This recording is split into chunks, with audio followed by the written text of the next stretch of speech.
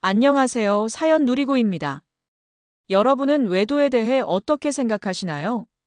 단지 외도를 한 사람만이 잘못일까요? 여러 가지 생각을 하게 하는 사연입니다. 오후 3시가 되면 신기하게도 우리 집은 가장 조용해집니다. 아침에 부산한 소란도, 저녁에 의무감 가득한 분주함도 모두 지나간 시간. 이 시간은 제게 좋으면서도 한편으로는 너무나 싫었습니다. 좋다는 건 아무도 저를 부르지 않는다는 뜻이었고, 싫다는 건 그만큼 아무도 저를 필요로 하지 않는다는 뜻이었으니까요. 세탁기를 한 번 더 돌릴까 하다가 이내 손을 멈췄습니다.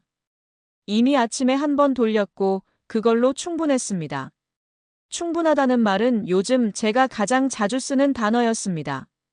충분히 깨끗했고 충분히 먹고 살며 남들이 보기엔 더없이 충분히 잘 살고 있었습니다.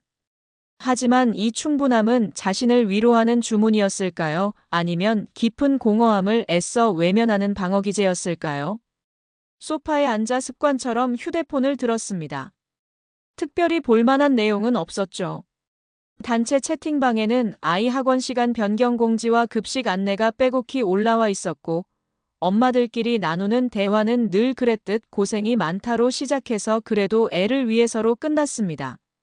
그 말들이 틀린 건 아니었습니다. 하지만 그 안에는 나라는 사람이 없었습니다. 오롯이 나 김서연이라는 존재는 찾아볼 수 없더군요. 결혼 17년 아이를 낳아 키우는 동안 시간은 그렇게 빠르게 흘렀고 그 숫자는 이제 더 이상 두렵지도 낯설지도 않았습니다. 그 익숙함은 제 감정을 무디게 하고 생각하지 않아도 되는 편안함으로 위장하며 저를 길들여왔습니다. 남편은 참으로 성실한 사람이었습니다. 매일 아침 정해진 시간에 일어나 정해진 양의 커피를 마시고 정해진 회사로 출근했습니다. 저에게 큰 소리를 낸 적도 없고 손을 든 적은 더더욱 없었습니다. 심지어 바람을 피운다는 의심조차 해본 적이 없습니다. 그는 그런 사람은 아니었죠. 그래서 사람들은 우리를 문제없는 부부라고 불렀습니다. 하지만 문제는 늘 없는 곳에서 불쑥 나타나더군요. 어느 날부터인가 우리 사이의 대화가 줄어들었습니다. 아니, 줄어들었다기보다는 완전히 바뀌었습니다. 애정이 담긴 오늘 뭐 먹을까? 는 책임감이 묻어나는 저녁은 뭐야? 가 되었고 힘들지.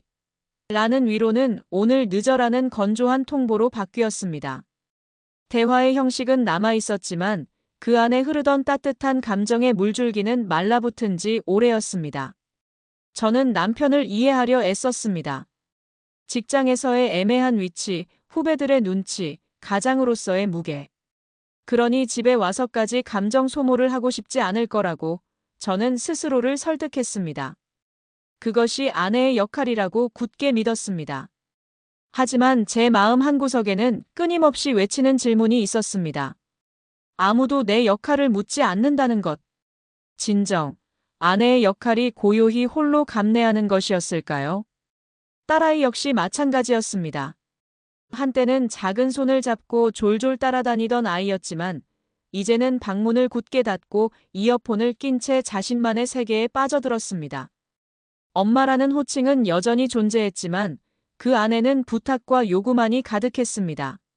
사랑은 마치 기본값처럼 여겨져 더 이상 확인할 필요 없는 것이 되어버린 듯 했습니다. 저는 서운하지 않다고 되뇌었습니다. 아이란 원래 그런 거니까, 엄마란 원래 그런 거니까. 그렇게 생각하지 않으면 버틸 수 없었으니까. 스스로에게 최면을 걸 듯 끊임없이 납득시켰습니다. 그러나 아이러니하게도 혼자 있는 시간이 길어질수록 제 마음속은 점점 더 비어갔습니다. 배가 고픈 것도 아니었고 맹렬하게 외로운 것도 아니었습니다. 그저 무언가를 자꾸만 찾게 됐습니다. 텔레비전을 켜놓고도 보지 않았고 라디오를 틀어놓고도 듣지 않았습니다. 단지 소리가 필요했습니다. 제가 이 세상에 존재하고 있다는, 살아있다는 증거 같은 것. 어느 날 저는 거울을 아주 오랫동안 들여다본 적이 있습니다. 세면대 위에 놓인 작고 낡은 거울이었습니다. 화장을 하기엔 애매하고 그냥 지나치기엔 무언가에 홀린 듯 시선이 멈춘 세면대 위 작은 거울. 그 속에 비친 자신을 한참 바라보던 저는 문득 섬뜩한 질문과 마주했습니다. 나는 언제부터 여자가 아니었을까? 이 질문은 갑작스럽게 튀어나온 듯 했지만 사실 제 마음속 깊은 곳에 오래전부터 쌓여있던 응어리였습니다. 출산 후 몸이 변했을 때도 아니었고 나이가 들었다는 말을 들었을 때도 아니었습니다. 아마 그 누구도 저를 여자로 보지 않는다는 걸 제가 가장 먼저 받아들였을 때였을 것입니다.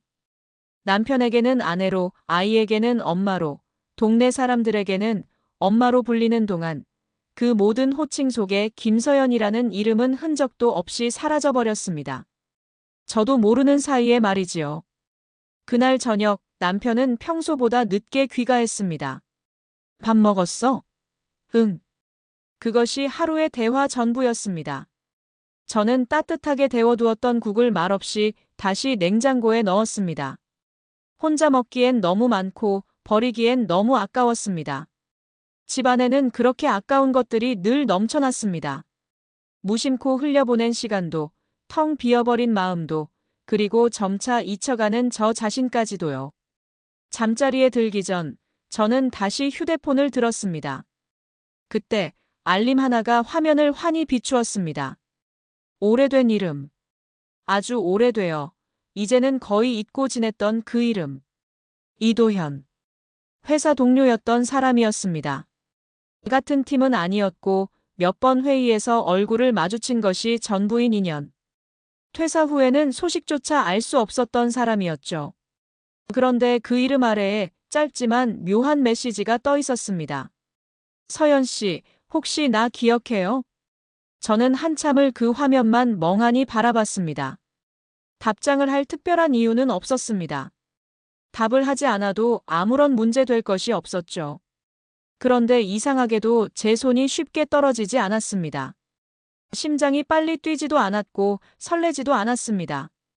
다만 아주 오랜만에 누군가가 김서연이라는 저의 이름을 불러주었다는 사실이 잊었던 제 존재를 다시 수면 위로 끌어올리는 기묘한 감정을 불러일으켰습니다. 서연 씨. 그 호칭은 너무나 낯설어서 그래서 더욱 현실적으로 제게 다가왔습니다. 엄마도 아내도 누구 엄마도 아닌 오롯이나 김서연을 향한 물음. 잊었던 저를 다시 불러주는 듯한 그 이름에 제 마음속에서 아주 작고도 미세한 균열이 시작되는 듯 했습니다. 답장을 보내지 않고 휴대폰을 내려놓았습니다. 그리고 불을 끄고 누워 천장을 보며 생각했습니다. 나는 지금 충분히 잘 살고 있는 걸까? 아니면 그저 매일매일을 간신히 버텨내고 있는 걸까? 그날 밤 저는 쉽게 잠들 수 없었습니다. 아직 아무 일도 일어나지 않았는데 이미 무언가가 조금씩 어긋나기 시작했다는 느낌이 들었습니다. 아주 작은 균열처럼 아직은 누구도 눈치채지 못할 정도로. 그때 서연님은 몰랐습니다. 그 우연한 메시지 하나가 고요했던 삶의 기준을 송두리째 바꿔놓을 드라마틱한 시작이 될 줄은.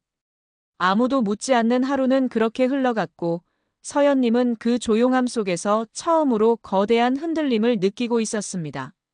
눈을 뜨자마자 가장 먼저 한 일은 습관처럼 휴대폰을 집어드는 것이었습니다. 알람을 끄는 손길이 너무도 자연스러워서 제가 휴대폰 없이는 하루도 시작할 수 없는 사람이 되었다는 사실을 인정하고 싶지 않았습니다. 밤새 고민하던 이도현 씨의 메시지는 여전히 하나로 화면에 선명하게 남아 있었습니다. 서연 씨, 혹시 나 기억해요? 기억하지 못할 리가 없었죠. 하지만 또렷하게 그의 얼굴이나 목소리가 떠오르는 것도 아니었습니다. 회사 회의실에서 몇 번 마주친 얼굴, 점심시간 엘리베이터 안에서 어색하게 고개를 끄덕이던 기억들. 그마저도 정확한 기억인지 확신할 수 없었습니다. 시간이란 참 야속합니다. 기억은 희미하게 만들면서도 묘한 감정만은 선명하게 남겨두곤 하니까요. 저는 답장을 보내지 않기로 마음먹었습니다. 보내야 할 이유도 없었고 보내지 않아야 할 이유는 충분했기 때문입니다. 저는 이미 결혼한 여자였고 아이도 있었으며 지금의 삶은 적어도 겉으로는 더없이 안정적이었습니다. 굳이 과거의 흐릿한 인연을 끌어들여 저의 견고한 일상을 흔들 필요는 없다고 생각했습니다. 그렇게 다짐하며 아침을 준비했습니다. 남편은 평소처럼 말이 없었습니다. 식탁 위에서 저와 남편은 각자의 휴대폰 화면만 묵묵히 들여다보았습니다.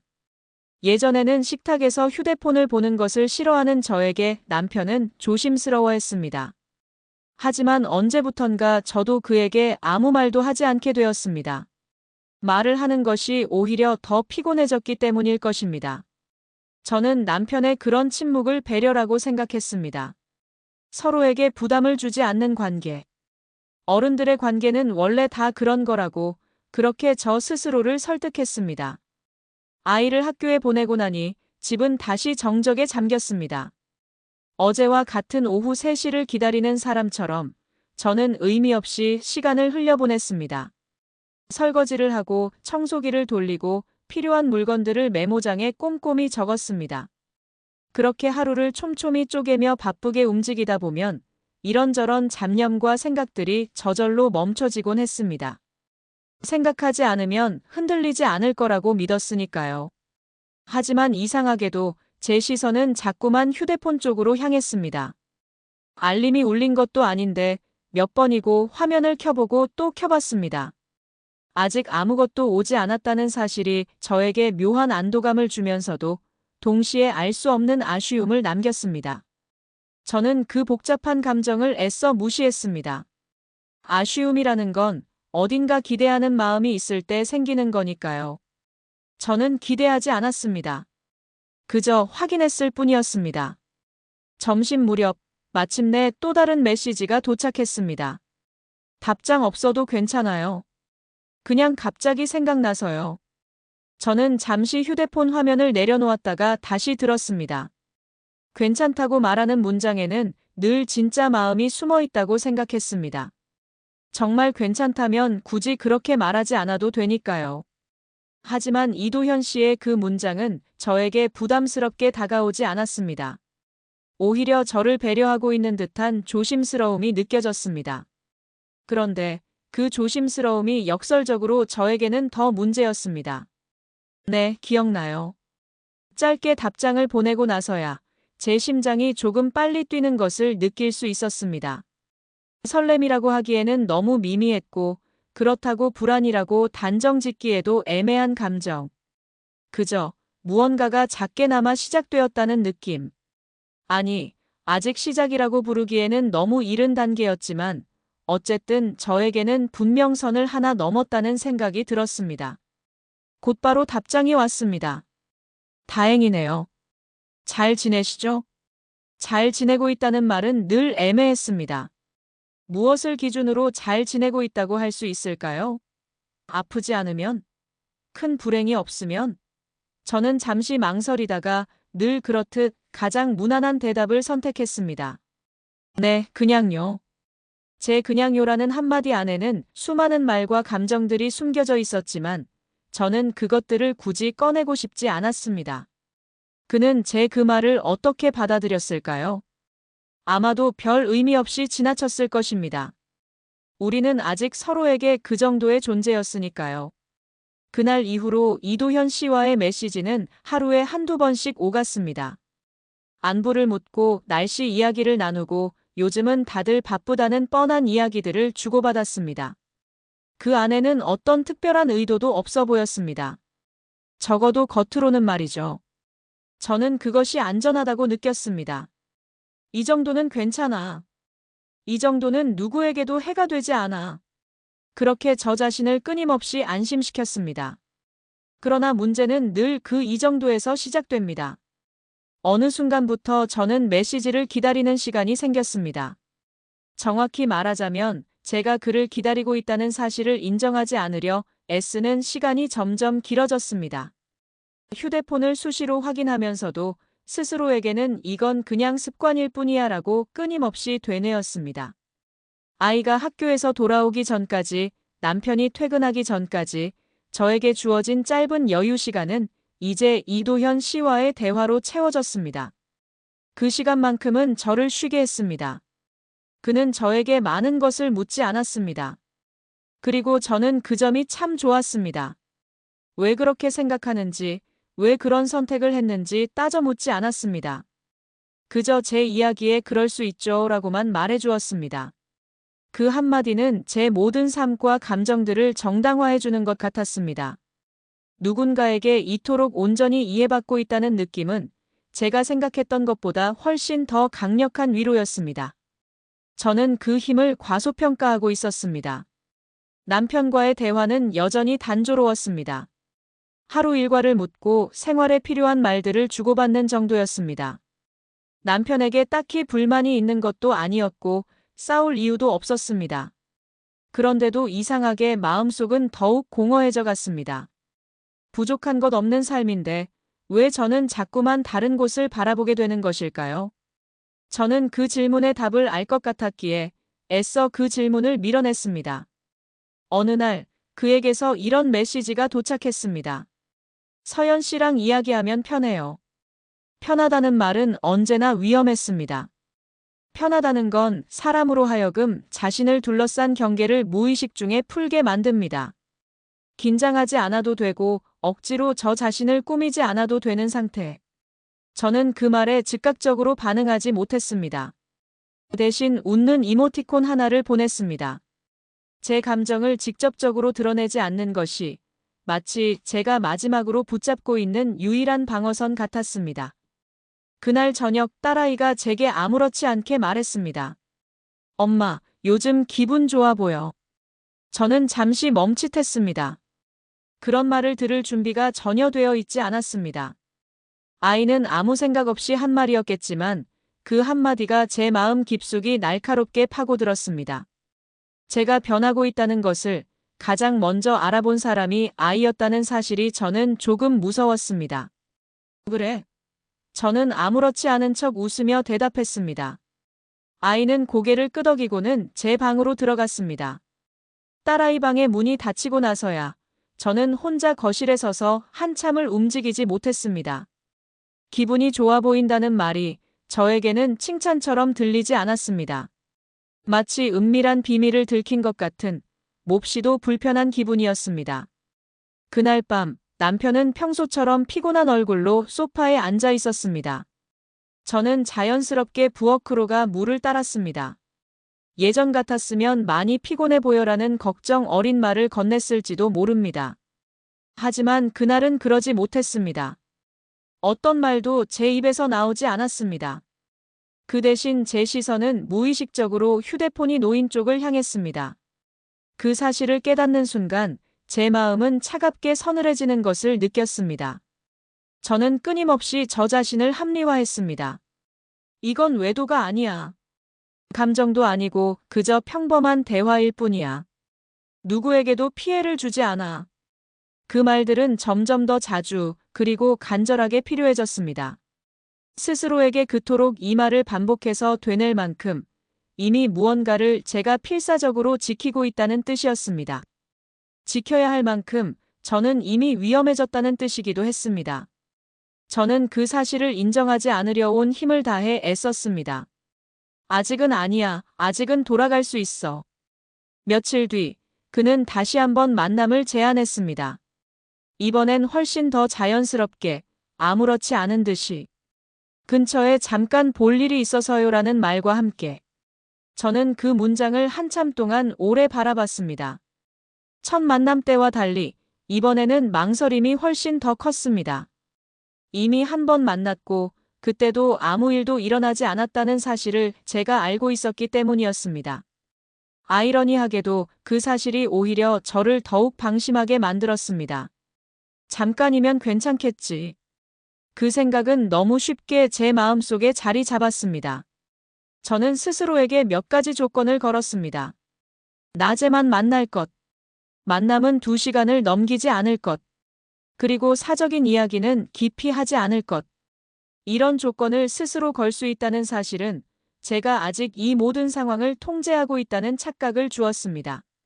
하지만 통제는 이미 제 손을 떠나고 있었습니다.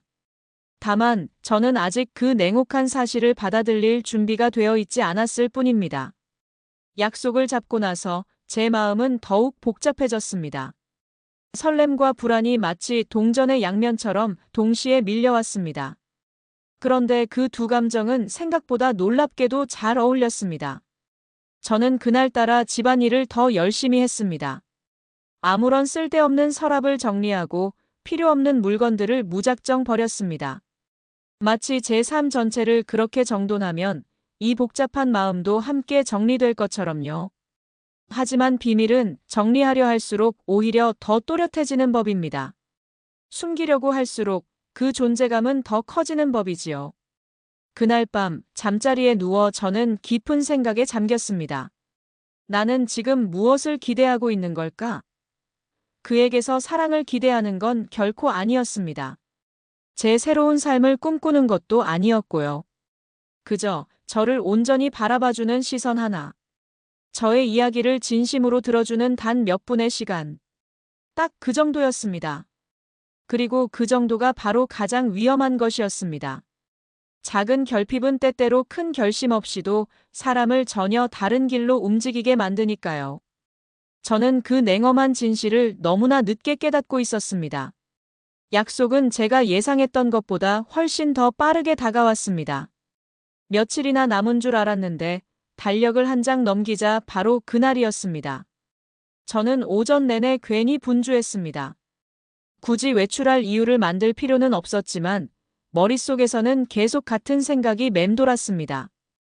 이번에도 아무 일 없을 거야. 지난번과 다를 건 하나도 없을 거야. 그렇게 스스로를 끊임없이 안심시켰습니다. 옷을 고르는데 평소보다 훨씬 더 많은 시간이 걸렸습니다. 너무 꾸민 것 같아서도 안 되고 그렇다고 너무 무심해 보여서도 안 되는 그 모호한 경계선을 찾으려 애썼죠. 결국 가장 무난한 셔츠와 바지를 골라 입었습니다. 거울 앞에서 한 번 더 저의 모습을 확인하며 저는 스스로에게 되뇌었습니다. 이건 데이트가 아니야. 그냥 아는 사람을 잠시 만나는 것뿐이야. 그렇게 되뇌었지만 제 손끝은 이미 미세하게 떨리고 있었습니다. 약속 장소에 도착했을 때 그는 이미 와 있었습니다. 이번에는 저보다 먼저였습니다. 그 사실이 묘하게 제 마음에 걸렸습니다. 누군가 나를 기다렸다는 그 느낌이 저를 중요한 사람처럼 만들었습니다. 저는 그런 감정을 경계해야 한다는 것을 머리로는 분명히 알고 있으면서도 마음 한구석에서는 완전히 밀어내지 못하고 있었습니다. 생각보다 일찍 오셨네요. 제가 먼저 말을 건넸습니다. 네, 괜히 늦기 싫어서요. 그의 말은 아무런 특별한 의미를 담지 않을 수도 있었습니다.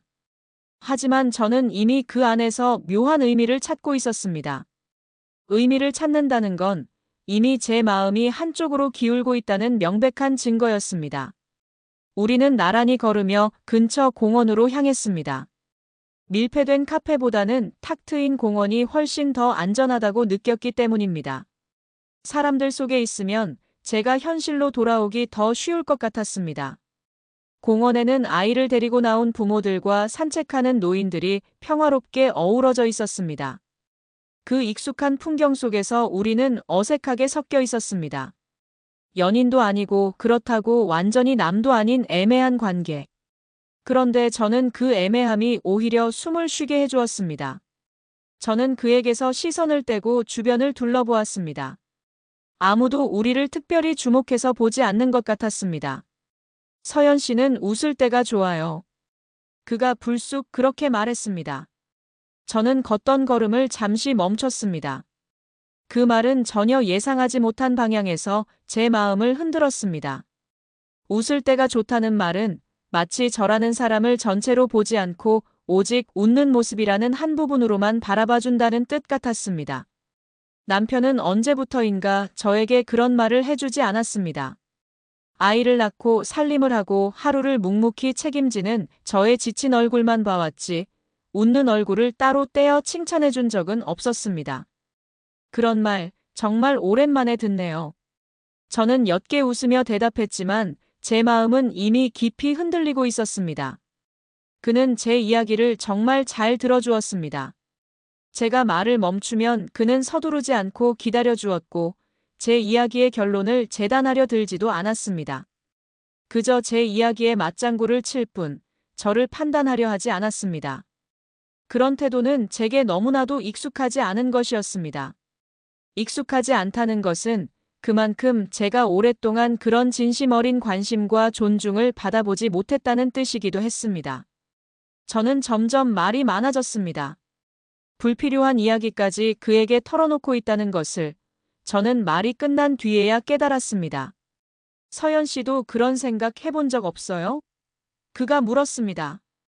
저는 잠시 망설이다 고개를 저었습니다. 정확히 말하자면 그런 생각을 해본 적은 있었지만 그 누구에게도 입 밖으로 내본 적은 없었습니다. 제가 어떤 생각을 하며 사는지 누군가에게 진심으로 설명할 기회는 제 삶에서 거의 없었습니다. 제가 제 속마음을 설명하려 들면 늘 가족, 책임, 의무와 같은 현실적인 이유들이 먼저 나와 제 이야기를 가로막았으니까요. 그 앞에서 저의 생각은 항상 뒤로 밀릴 수밖에 없었습니다. 걷다 보니 어느새 공원 한쪽의 벤치 앞에 섰습니다. 우리는 잠시 말없이 벤치에 앉았습니다. 바람이 살랑이며 나뭇잎을 흔드는 소리가 유난히 크게 들렸습니다. 저는 제 손을 가지런히 무릎 위에 얹고 있었습니다. 그와 제 손 사이에는 손바닥 하나만큼의 아슬아슬한 거리가 있었습니다. 가까웠지만 닿지는 않았습니다.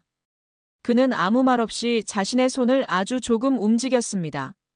너무나 미세해서 그것이 의도인지 아닌지조차 알 수 없을 만큼 아주 조금. 그 순간 저는 저도 모르게 숨을 들이쉬는 것을 잊었습니다. 제 머릿속에서는 수많은 경고음이 울려 퍼졌습니다. 안 돼, 여기서 멈춰야 해. 이건 아니야. 하지만 제 몸은 생각보다 느리게 반응했습니다. 이윽고 그의 손이 제 손에 닿았습니다. 억지로 잡지는 않았습니다. 그저 스쳤을 뿐입니다. 그 짧은 그러나 강렬한 접촉이 지금까지 제가 애써 쌓아온 모든 합리화의 탑을 순식간에 무너뜨렸습니다. 저는 그 손을 피하지 않았습니다. 그리고 그 사실이 이미 모든 것을 말해주고 있었습니다. 저는 아무 말도 하지 않았습니다. 말을 하는 순간, 이 모든 순간이 현실이 될 것 같았기 때문입니다. 현실이 되면 저는 선택을 해야만 했습니다. 저는 아직 그 선택을 할 용기가 없었습니다. 그저 그 찰나의 순간이 영원처럼 지나가기를 기다렸습니다. 하지만 이미 늦었습니다. 제 마음속에서는 분명한 선 하나가 이미 넘어가고 있었습니다. 미안해요. 그가 먼저 나지막이 말했습니다. 그 말이 오히려 더 저를 흔들었습니다. 미안하다는 건 자신이 저지른 행동이 잘못이라는 것을 그도 알고 있었다는 뜻이니까요. 알고 있으면서도 멈추지 않았다는 뜻이기도 했습니다. 저는 그에게 고개를 저었습니다. 괜찮다는 뜻이 아니었습니다. 그저 이 순간 더 이상 아무 말도 하고 싶지 않다는 무거운 침묵의 표현이었습니다. 집으로 돌아오는 길 세상이 조금 낯설게 느껴졌습니다. 사람들은 평소처럼 거리를 걷고 있었고 신호등은 규칙적으로 바뀌었습니다. 모든 것이 지극히 정상인데 저만 비정상이 된 것 같은 기분이 들었습니다. 나는 오늘 대체 무슨 일을 한 걸까? 저는 정확히 말로 설명할 수는 없었지만 제가 분명히 이전과는 달라졌다는 것을 직감했습니다. 집에 들어서자 딸아이의 신발이 현관에 놓여 있었습니다. 벌써 학교에서 돌아와 있었던 것입니다. 저는 괜히 현관에서 한참을 서 있었습니다. 제 손에 남아있는 감각이 사라지지 않았습니다. 손을 깨끗이 씻고 나서도 그 미세한 접촉의 느낌은 지워지지 않고 남아 있었습니다. 물론은 결코 지워지지 않는 것들이 있다는 것을 저는 그때 처음으로 실감했습니다. 저녁 식탁에서 남편은 평소처럼 자신의 하루 일과를 이야기했습니다. 저는 고개를 끄덕이며 그의 말을 들었고 중간중간 대답도 했습니다. 겉으로는 아무것도 달라지지 않은 평범한 저녁 식사였습니다. 하지만 제 마음 한쪽에는 계속 불편한 감정이 자리했습니다. 그것은 죄책감이라기보다는 이미 되돌릴 수 없는 곳까지 와버렸다는 냉엄한 예감에 가까웠습니다. 그날 밤 잠자리에 누워 저는 눈을 감았습니다. 아무 일도 일어나지 않았다고 저는 애써 말할 수 있었습니다. 하지만 저는 이미 알고 있었습니다. 제 마음의 선은 이미 넘어졌다는 것을. 그 선은 몸이 아니라 훨씬 더 깊은 곳, 제 마음에 그어져 있었습니다. 그리고 마음에서는 한 번 넘으면 다시 원상태로 돌리기가 너무나도 어렵다는 것을요. 휴대폰에 메시지가 도착했습니다. 오늘 괜찮으세요? 저는 한참을 그 메시지를 바라보다 결국 답장을 보내지 못했습니다. 괜찮다고 말하면 거짓말이 될 것 같았고, 괜찮지 않다고 말하면 너무나 많은 것을 그에게, 그리고 저 자신에게 인정해야 할 것 같았습니다. 저는 결국 화면을 껐습니다. 하지만 메시지를 끄는 것과 이미 요동치기 시작한 제 마음을 끄는 것은 전혀 다른 차원의 일이었습니다. 그날 밤 저는 처음으로 생각했습니다. 이 관계가 어디로 흘러갈지보다 제 자신이 어디까지 가게 될지가 더욱 두렵다고. 그리고 그런 두려움은 대개 섬뜩할 만큼 현실이 되고야 맙니다. 그날 이후 저는 조금씩 달라지기 시작했습니다. 아주 미세한 변화라 처음에는 저 자신도 알아차리지 못했습니다. 평소보다 말이 줄었고 웃는 일이 늘었습니다. 이 두 가지 변화는 모순처럼 보였지만 제 안에서는 놀랍도록 자연스럽게 공존했습니다. 마치 마음을 쓰는 곳이 새로 생기자 다른 곳에서는 힘이 자동으로 빠지는 것처럼 말입니다. 그에게 답장을 하지 않은 채 하루가 지났습니다. 일부러 그랬다기보다는 제가 과연 무엇을 어떻게 말해야 할지 알 수 없었기 때문입니다. 괜찮다고 말하면 지난 밤에 그 미묘한 접촉이 너무 가볍게 느껴질 것 같았고, 괜찮지 않다고 말하면 이 관계가 너무 깊은 곳으로 가버릴 것 같았습니다. 저는 여전히 이 위태로운 중간 어딘가에 머물고 싶었습니다. 이미 건너온 다리가 분명히 있는데도 아직 강 한가운데쯤이라고 믿고 싶었던 것 같습니다. 하지만 그는 기다리지 않았습니다. 저를 혼자 두지 않았습니다. 곧바로 다시 메시지를 보내왔습니다. 어제 제 행동 후회하고 있어요. 불편하셨다면 사과할게요. 사과라는 단어를 보는 순간 제 마음은 조금 느슨해졌습니다. 그가 저보다 먼저 책임이라는 단어를 꺼내주었다는 사실이 이상하게도 저를 편안하게 만들었습니다. 제가 먼저 잘못했다고 말하지 않아도 된다는 안도감. 저는 그 안도감을 경계해야 했지만 그럴 여유조차 없었습니다. 불편하진 않았어요. 그 문장을 보내는 데는 몇 초밖에 걸리지 않았습니다. 전송 버튼을 누르고 나서 저는 한참 동안 휴대폰 화면을 바라봤습니다. 방금 보낸 문장은 거짓말이 아니었습니다. 정말이지 불편하지 않았습니다. 그런데 바로 그 불편하지 않다는 사실이 저를 더 불안하게 만들었습니다. 불편해야만 정상일 텐데 제 마음은 전혀 그렇지 않았던 것입니다. 그는 곧바로 답했습니다. 그럼 다행이에요. 다행이라는 말이 왜 이토록 저를 무겁게 짓누르는 것일까요? 그 한마디 속에는 수많은 선택지가 접혀 있는 것 같았습니다. 다행이니까 우리는 계속 이대로 가도 괜찮다는 뜻처럼 들렸습니다. 저는 그 메시지 창을 닫아두지 못하고 자꾸만 다시 열어보았습니다. 의미를 곱씹을수록 이미 저는 답을 알고 있다는 생각이 들었습니다. 남편과의 관계는 그 무렵부터 눈에 띄게 건조해졌습니다. 아니, 생각해보면 원래도 건조했는데 제가 그 건조함을 이제야 더 민감하게 느끼는 것일지도 모릅니다. 그의 말투 하나, 시선 하나가 전보다 더 멀게 느껴졌습니다. 예전 같으면 그러려니 하고 넘겼을 사소한 일들이 이제는 하나하나 제 마음에 걸렸습니다. 비교라는 건 참 잔인해서 한 번 시작되면 좀처럼 멈추기가 어렵다는 것을 저는 그제야 깨달았습니다. 어느 저녁 남편이 제게 말을 걸었습니다. 요즘 무슨 일 있어? 그 질문은 겉으로는 걱정처럼 들렸지만 제게는 그저 확인에 가까웠습니다. 제가 어딘가 이상하다는 것을 느꼈지만 굳이 깊이 들여다볼 의지는 없어 보이는 목소리였습니다. 저는 잠시 고민하다가 그저 고개를 저었습니다. 아니, 그냥 좀 피곤해. 늘 하던, 늘 가장 안전했던 대답이었습니다. 그는 더 묻지 않았습니다. 그 순간 저는 서운함을 느껴야 정상일 텐데 오히려 편안함을 느꼈습니다. 더 묻지 않으니 더 설명하지 않아도 되니까요. 저는 그 순간 제가 이미 남편과의 대화를 포기하고 있다는 것을, 그리고 그에게 이해받으려는 기대를 스스로 내려놓고 있다는 것을 분명하게 깨달았습니다. 그날 밤, 그는 제게 전화를 걸었습니다. 메시지가 아닌 전화라는 점이 저를 묘하게 긴장시켰습니다. 저는 잠시 망설이다가 전화를 받았습니다. 집안은 고요했습니다. 남편은 샤워 중이었고 아이는 제 방에 있었습니다. 괜찮아요? 갑자기 전화해서 놀랐죠.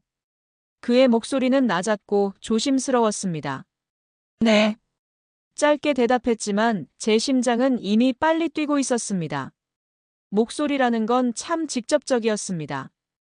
글자로는 감출 수 있었던 수많은 감정들이 소리로는 여과 없이 드러나는 것 같았습니다.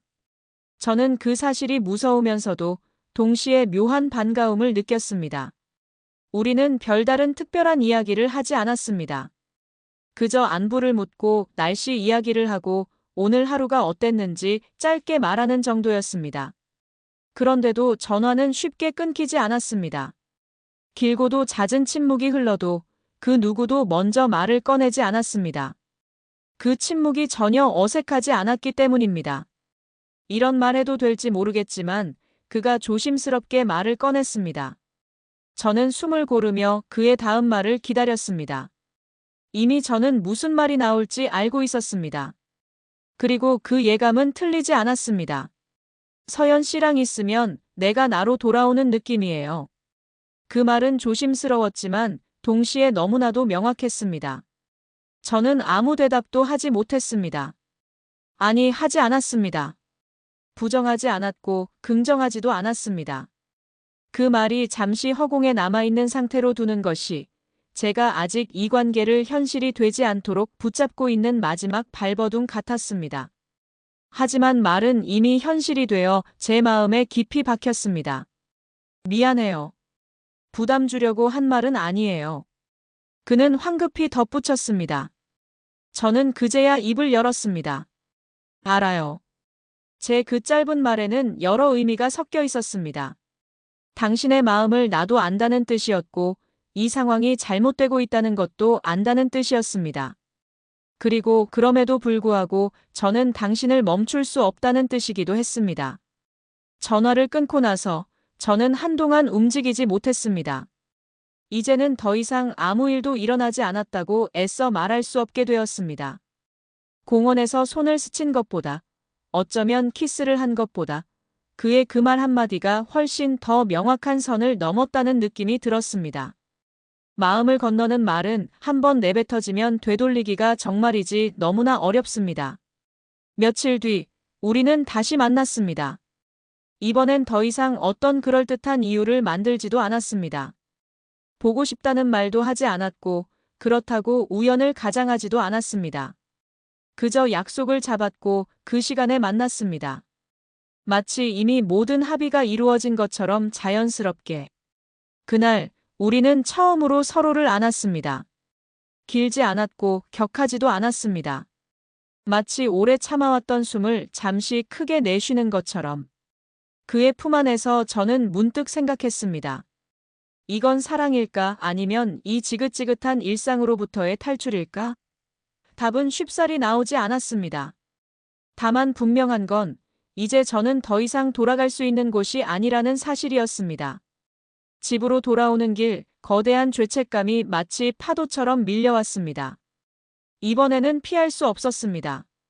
분명히 저는 돌이킬 수 없는 무언가를 저질렀다는 감각이 저를 짓눌렀습니다. 하지만 이상하게도 그 감각은 저를 완전히 무너뜨리지 않았습니다. 오히려 저를 더욱 또렷하게 만들었습니다. 나는 지금까지 너무 오랫동안 진정한 나 자신을 밀어두고 살았구나라는 생각이 섬광처럼 스쳐 지나갔습니다. 그날 밤 남편의 등을 보며 누웠습니다. 그는 이미 깊이 잠들어 있었습니다. 저는 그의 고른 숨소리를 들으며 생각했습니다. 이 사람은 내가 지금 어디까지 와 있는지 모를 거야. 그리고 아마 앞으로도 영원히 알려고 하지도 않을 거야. 그 사실이 너무나 슬프면서도 한편으로는 묘한 안도감을 주었습니다. 저는 이미 알고 있었습니다. 이 관계는 이제 멈추기 어렵다는 것을. 그리고 제가 스스로 무너지는 지점을, 이미 한참 전에 지나왔다는 것도요. 다음에는 모든 것이 더 명확해질 것입니다.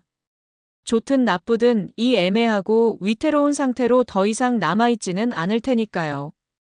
어쩌면 그 끝은 알 수 없지만 이 길을 가는 것이 저의 숙명처럼 느껴졌습니다. 거짓말은 생각보다 쉽게 배울 수 있었습니다. 특별한 연습이 필요한 것도 아니었습니다. 그저 말하지 않아야 할 것을 알고 말해야 할 것만 골라내면 그만이었습니다. 진실을 굳이 비틀 필요도 없었습니다. 사실의 일부만 꺼내놓으면 그것만으로도 충분히 진짜처럼 보였습니다. 그와의 만남은 이제 더 이상 우연도 아니고 어떤 핑계거리도 필요 없는 일정이 되었습니다. 달력에 표시하지는 않았지만 제 머릿속에는 정확한 날짜와 시간이 선명하게 각인되어 있었습니다.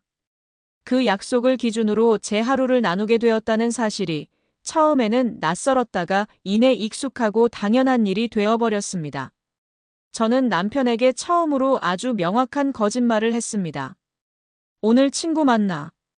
그 말은 놀랍도록 자연스럽게 제 입에서 흘러나왔습니다. 친구라는 단어는 안전했습니다. 남편의 의심을 부르지 않았고 어떤 추가적인 설명도 필요 없었습니다. 남편은 고개를 끄덕이며 평온하게 물었습니다. 늦어. 조금. 그걸로 끝이었습니다. 완벽하게요. 현관문을 닫고 집 밖으로 나오는 순간 제 심장이 미친 듯이 빠르게 뛰었습니다. 들킬까 봐서가 아니었습니다. 제가 이 모든 상황을 선택했다는 사실이 너무나 선명하게 제게 다가왔기 때문입니다.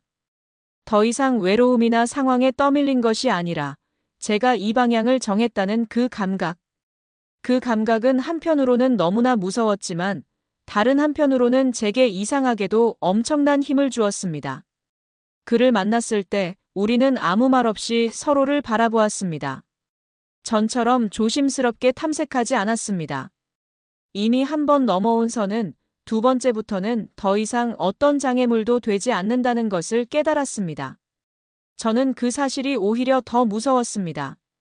인간이란 이토록 쉽고 빠르게 변화에 적응하는 존재라는 것을 저는 제 몸과 마음으로 생생하게 느끼고 있었기 때문입니다. 다이스. 괜찮아요? 그가 저를 빤히 바라보며 물었습니다. 저는 잠시 망설이다가 고개를 끄덕였습니다. 이제 괜찮다는 말은 단순한 안부가 아니었습니다. 이 관계 전체의 향방을 묻는 질문처럼 제게 느껴졌습니다. 저는 그 질문에 괜찮다고 답했습니다. 그 순간 저는 이 관계를 저의 의지로 선택했습니다. 우리는 조용한 공간으로 들어갔습니다. 사람들의 시선이 전혀 닿지 않는 곳. 처음에는 그런 장소를 찾는 저 자신이 낯설었지만 이내 당연해졌습니다. 저는 주변을 살피며 걸었고 그의 어깨에 조금 더 가까이 붙어 있었습니다. 그 행동 하나하나가 저를 이전의 나로부터 점점 더 멀어지게 만들고 있었습니다. 그날 우리는 처음으로 선을 완전히 넘었습니다. 차마 말로 표현할 수 없는 방식으로. 그 순간의 자세한 기억을 애써 떠올리고 싶지는 않습니다. 중요한 건 무엇을 했느냐가 아니라 그 이후였습니다. 모든 것이 끝난 뒤 저는 한동안 아무 말도 하지 못했습니다. 제 몸보다 마음이 그 엄청난 변화를 따라오는데 더 많은 시간이 걸렸기 때문입니다. 그는 저를 가만히 안고 속삭였습니다. 후회할까봐 걱정돼요. 저는 그 말에 옅게 웃었습니다. 그 웃음은 아마도 저 자신을 위한 방어였을 것입니다. 후회라는 단어의 무게를 가볍게 만들기 위한 저의 필사적인 노력. 지금은 아니에요. 제 대답은 더없이 솔직했습니다. 그 순간만큼은 후회라는 감정보다 안도감이 훨씬 더 컸습니다.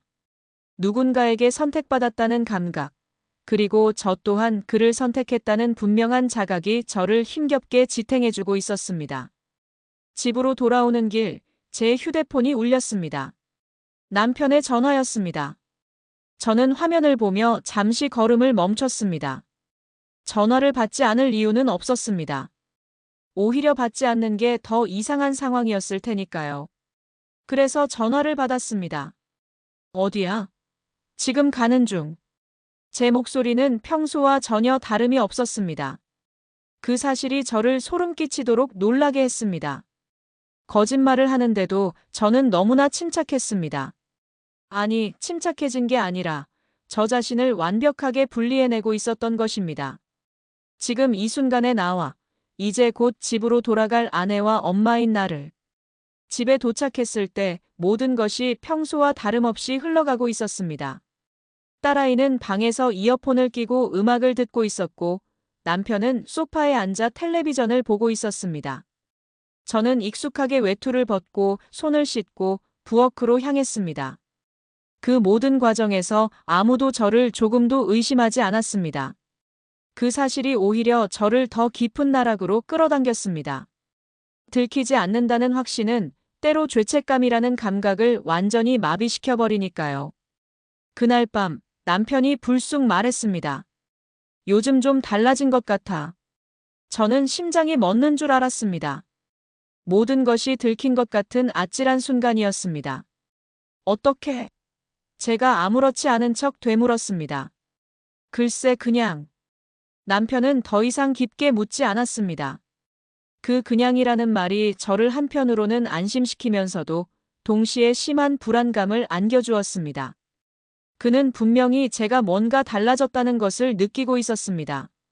하지만 아직 그 감각이 어떤 형태를 잡지는 못한 상태였습니다. 저는 그 모호함에 모든 것을 기대고 있었습니다. 잠자리에 누워 천장을 바라봤습니다. 이제는 모든 것이 명확해졌습니다. 저는 더 이상 이 상황의 피해자가 아니었습니다. 외로움에 끌려다닌 것도 아니고 어떤 상황에 떠밀려 여기까지 온 것도 아니었습니다. 저는 스스로 이 길을 선택했습니다. 그리고 그 선택에는 반드시 책임이 따른다는 것을 저는 분명히 알고 있었습니다. 하지만 이상하게도 제 마음 한쪽에서는 이런 위험한 생각이 들었습니다. 이제야 비로소 내가 나 자신을 온전히 선택한 것 아닐까? 그 생각은 너무나 위험해서 저는 오래도록 그 생각을 붙잡고 있을 수 없었습니다. 그러나 한번 스쳐 지나간 생각은 쉽게 사라지지 않습니다.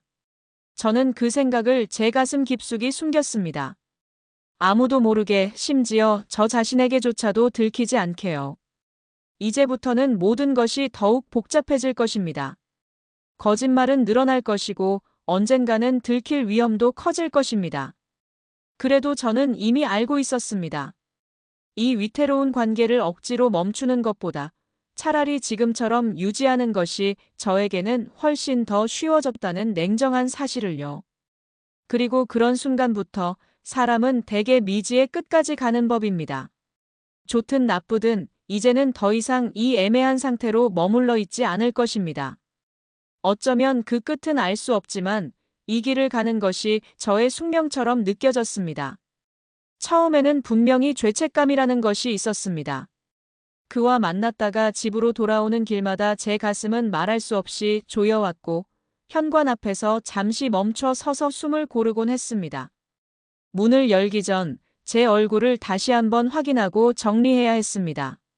마치 아무 일도 없었던 사람처럼 보여야 했으니까요. 그 모든 과정이 저에게는 말할 수 없는 고통이었습니다. 그런데 어느 순간부터 그 고통이 서서히 줄어들기 시작했습니다. 사라졌다기보다는 감각이 둔해진 것에 더 가까웠습니다. 마치 깊은 상처가 아물기 전 주변의 감각부터 무뎌지는 것처럼 말입니다. 저는 그 변화를 분명히 알아차리면서도 애써 모른 척했습니다. 익숙해진다는 것은 분명 위험하다는 뜻이지만 동시에 살아가기가 훨씬 더 쉬워진다는 뜻이기도 했으니까요. 그와의 만남은 이제 나름의 규칙을 갖기 시작했습니다. 항상 낮에 만났고 항상 같은 요일은 피했습니다. 메시지는 밤늦게 주고받지 않았고 통화는 언제나 짧게 했습니다. 우리는 마치 비밀을 완벽하게 관리하는 노련한 동료들처럼 행동했습니다. 겉으로는 감정이 점점 더 깊어졌지만 관계의 표면은 오히려 더 차분하고 안정적으로 변해갔습니다. 불안감보다 안정감이 먼저 찾아온 것입니다.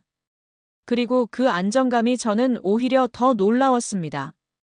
그와 함께 있을 때만큼은 저는 굳이 저 자신을 설명하지 않아도 됐습니다. 아내로서의 저, 엄마로서의 저, 늘 책임을 져야 하는 사람으로서의 저를 잠시 내려놓을 수 있었습니다.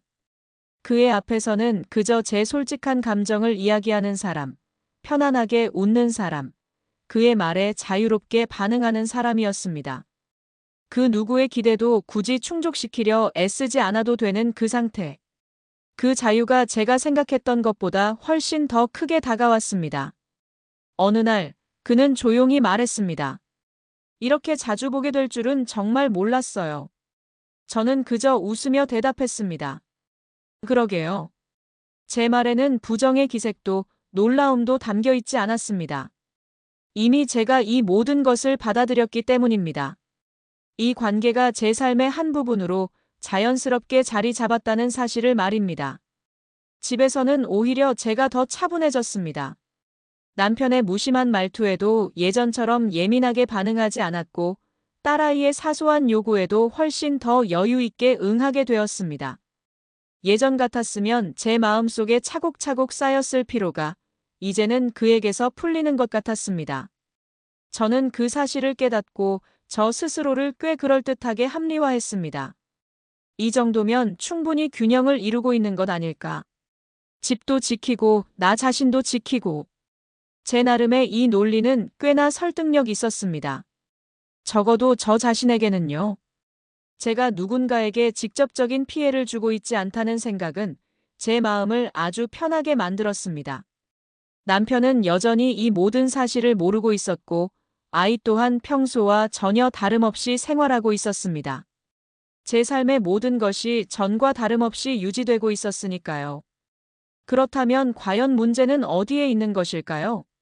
문제는 늘 눈에 보이지 않는 곳에서 조용히 자라나는 법입니다. 어느 날 남편과 함께 마트를 가다가 저는 문득 깨달았습니다. 그의 손을 잡고 있는데도 그 어떤 감각도 느껴지지 않는다는 것을요. 거부감도 없었고 설렘도 없었습니다. 그저 익숙한 접촉. 마치 오래된 가구처럼 마땅히 거기에 있어야 할 것이 거기에 있는 느낌이었습니다. 저는 그 사실이 슬프기보다는 오히려 담담했습니다. 이미 제 마음의 기준점이 다른 곳으로 옮겨가 있었기 때문입니다. 그날 밤, 그는 제게 이렇게 말했습니다. 요즘 당신 예전보다 편해 보여. 편해 보인다는 말이 또 한 번 제 가슴에 묘하게 걸렸습니다. 사람들은 늘 결과만을 봅니다. 그 결과가 있기까지 어떤 과정이 있었는지는 전혀 보지 못합니다. 제가 어떤 선택 위에 서 있는지, 어떤 복잡한 마음들을 감추고 있는지는 모른 채 그저 편해 보인다고 말하는 것입니다. 저는 그 말에 고개를 끄덕였습니다. 그래? 응. 그게 좋다는 건 아니고 그냥.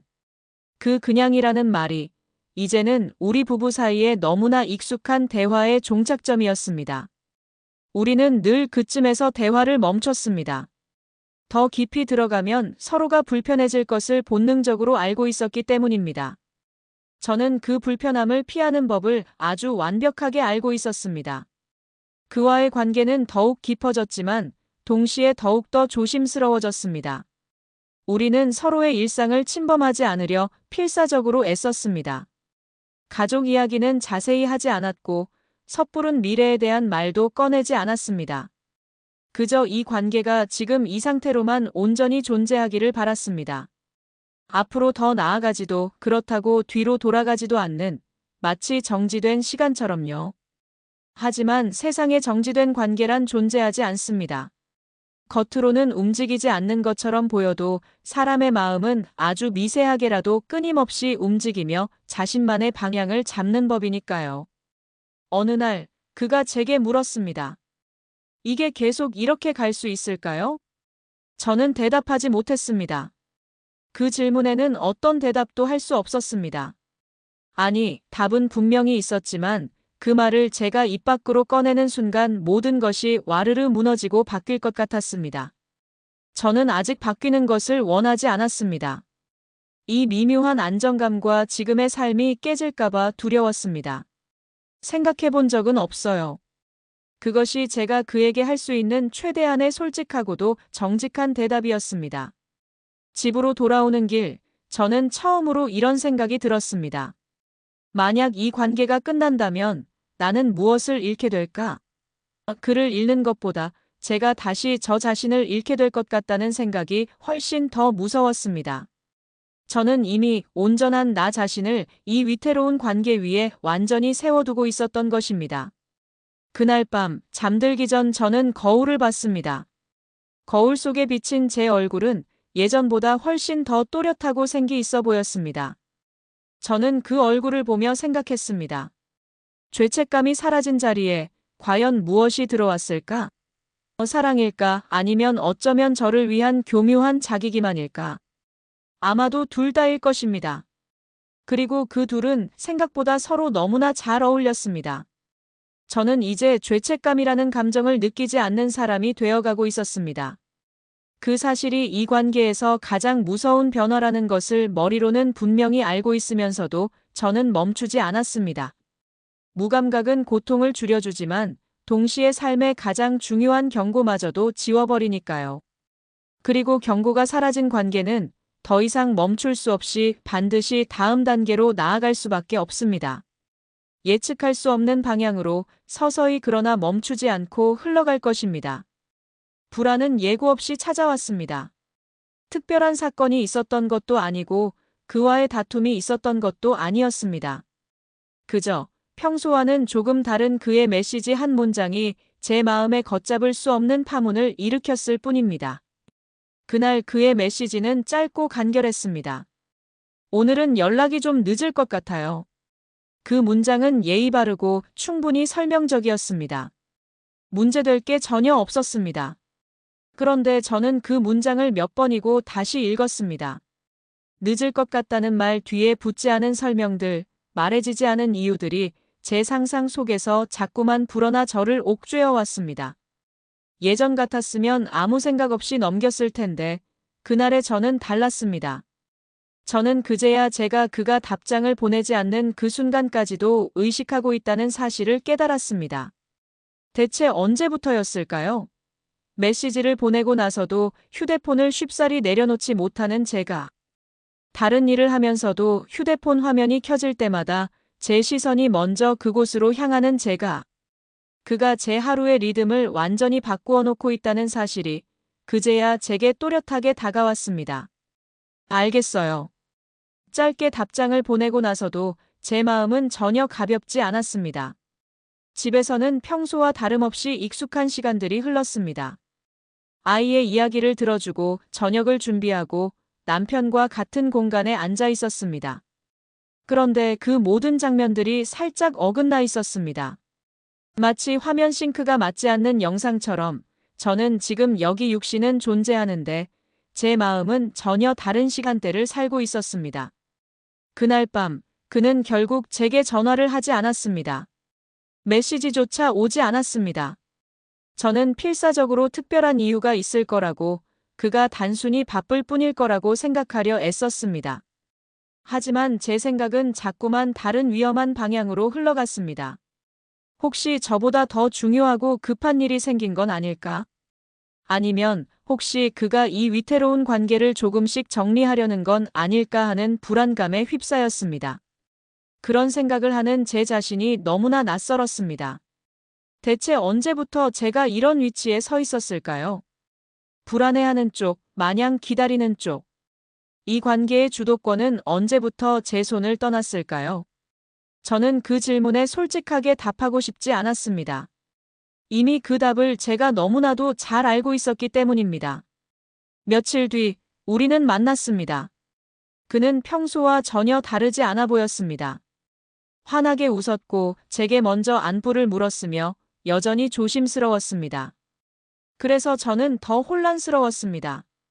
아무 일도 없었다는 듯 행동하는 그의 태도는 제 안에 차오르는 이 불안감을 설명할 모든 근거를 지워버렸습니다.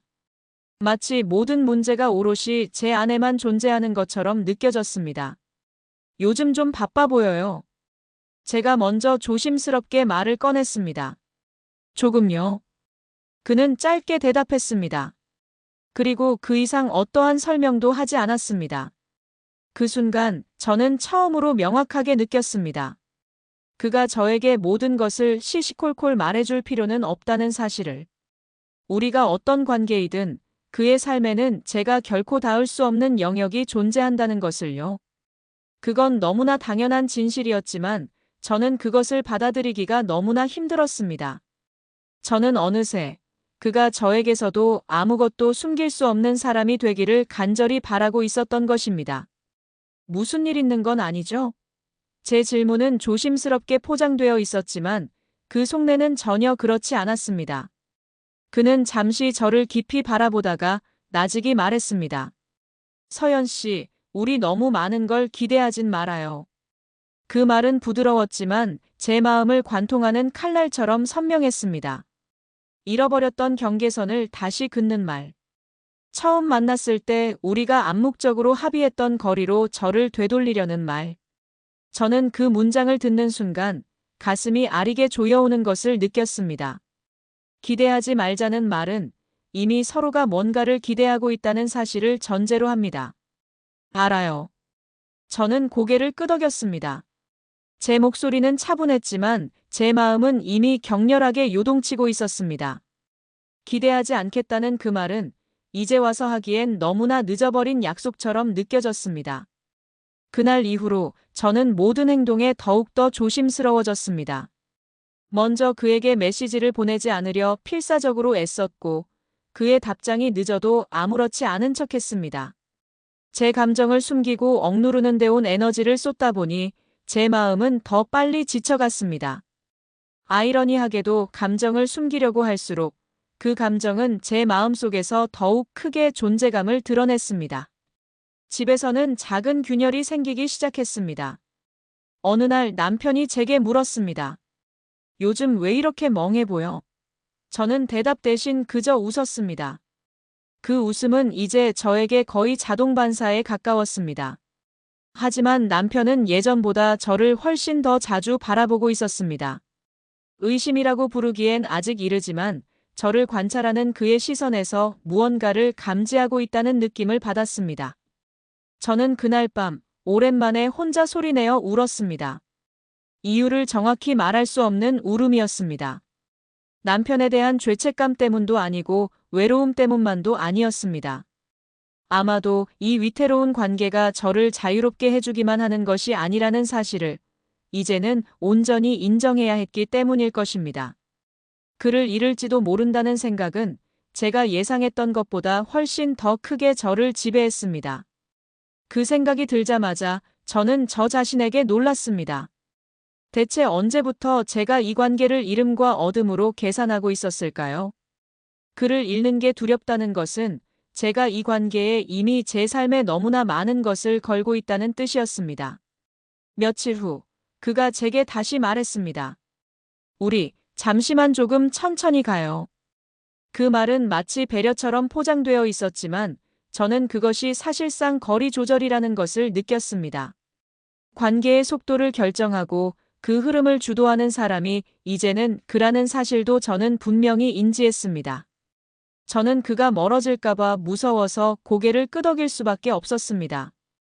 그것이 그 순간 제가 할 수 있는 유일한 선택처럼 느껴졌기 때문입니다. 집으로 돌아오는 길 문득 이런 생각이 제 머리를 스쳤습니다. 이 관계에서 내가 잃을 수 있는 것이 남편도 가정도 아닐지 모른다. 어쩌면 내가 진짜로 잃게 되는 것은 바로 나 자신일지도 모른다는 생각. 그의 반응 하나에 저의 하루가 흔들리는 나. 그의 말 한마디에 모든 감정이 좌우되는 나. 그 생각은 저를 한없이 불안하게 만들었습니다. 그리고 불안은 사람을 더욱더 어딘가에 집착하게 만드는 법입니다. 이미 이 관계의 균형은 무너지고 있었습니다. 아직 커다란 소리가 나지 않았을 뿐입니다. 저는 그 소리가 곧 들리게 될 거라는 것을 본능적으로 알고 있었습니다. 그리고 그 소리는 제가 가장 피하고 싶었던 너무나 가까운 곳에서 시작될 것이라는 불길한 예감에 사로잡혔습니다. 의심은 굳이 질문으로 시작하지 않습니다. 오히려 질문이 사라지는 순간 의심은 그 어떤 때보다 가장 선명하고 잔인하게 존재감을 드러냅니다. 남편은 이제 더 이상 제게 묻지 않았습니다. 대신 그는 아무 말 없이 저를 지켜보고 있었습니다. 그 침묵이 제 숨통을 점점 더 조여왔습니다. 아침 식탁에서 그는 평소처럼 무심하게 신문을 넘겼습니다. 저는 김치찌개를 끓이며 그의 뒷모습을 물끄러미 바라봤습니다. 겉으로 보기에는 특별히 달라진 것은 없었습니다. 하지만 저는 알고 있었습니다. 그의 시선이 저를 스쳐 지나갈 때마다 무언가를 재고 있다는 것을. 예전에는 전혀 존재하지 않던 간격, 말과 말 사이에 팽팽하게 늘어나 있는 미세한 공백. 오늘 뭐 해? 그가 제게 물었습니다. 아주 평범한 일상적인 질문이었습니다. 그래서 저는 더 긴장했습니다. 저는 잠시 망설이다가 대답했습니다. 약속 있어. 이제는 구체적인 설명을 덧붙이지 않는 것이 오히려 자연스러운 대처가 되었습니다. 지나친 설명은 오히려 의심을 키운다. 저는 그 규칙을 이미 몸으로 알고 있었습니다. 누구랑? 그가 다시 물었습니다. 그 질문에 제 심장이 한 박자 늦게 뛰었습니다. 지연이.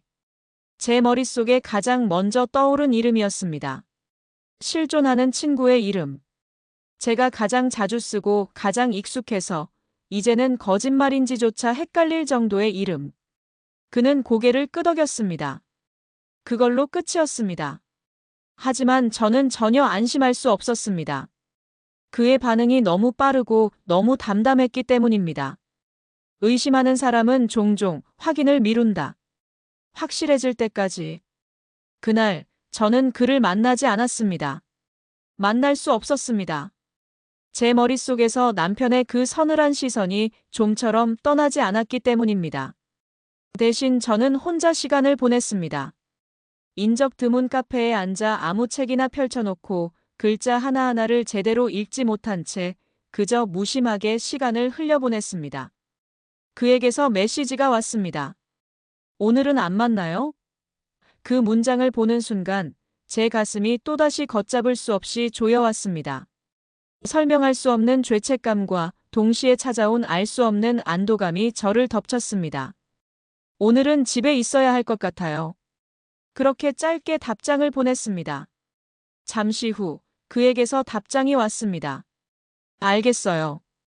무리하지 말아요. 그 문장은 배려처럼 보였지만 저는 그 안에서 차가운 거리를 느꼈습니다. 우리 사이에도 그 어떤 설명도 없이 존재하는 깊은 공백이 서서히 생기고 있었습니다. 저녁 무렵 남편이 퇴근했습니다. 저는 일부러 평소보다 더 밝게 인사했습니다. 그는 잠시 저를 바라보다가 말했습니다. 오늘은 약속 안 갔어? 응. 취소됐어. 저는 활짝 웃으며 말했습니다. 그는 더 이상 저에게 묻지 않았습니다. 대신 그날 밤 제게 이런 말을 했습니다. 요즘 당신 나랑 이야기하는 게 줄었어. 그 말은 비난처럼 들리지 않았습니다. 오히려 차분한 관찰에 가까웠습니다. 저는 그 차분함이 더 무서웠습니다. 감정이 전혀 실리지 않은 말은 이미 그가 많은 생각과 고민을 거친 뒤에 나온다. 그래? 제가 짧게 되물었습니다. 응. 예전엔 사소한 것도 나한테 많이 말했잖아.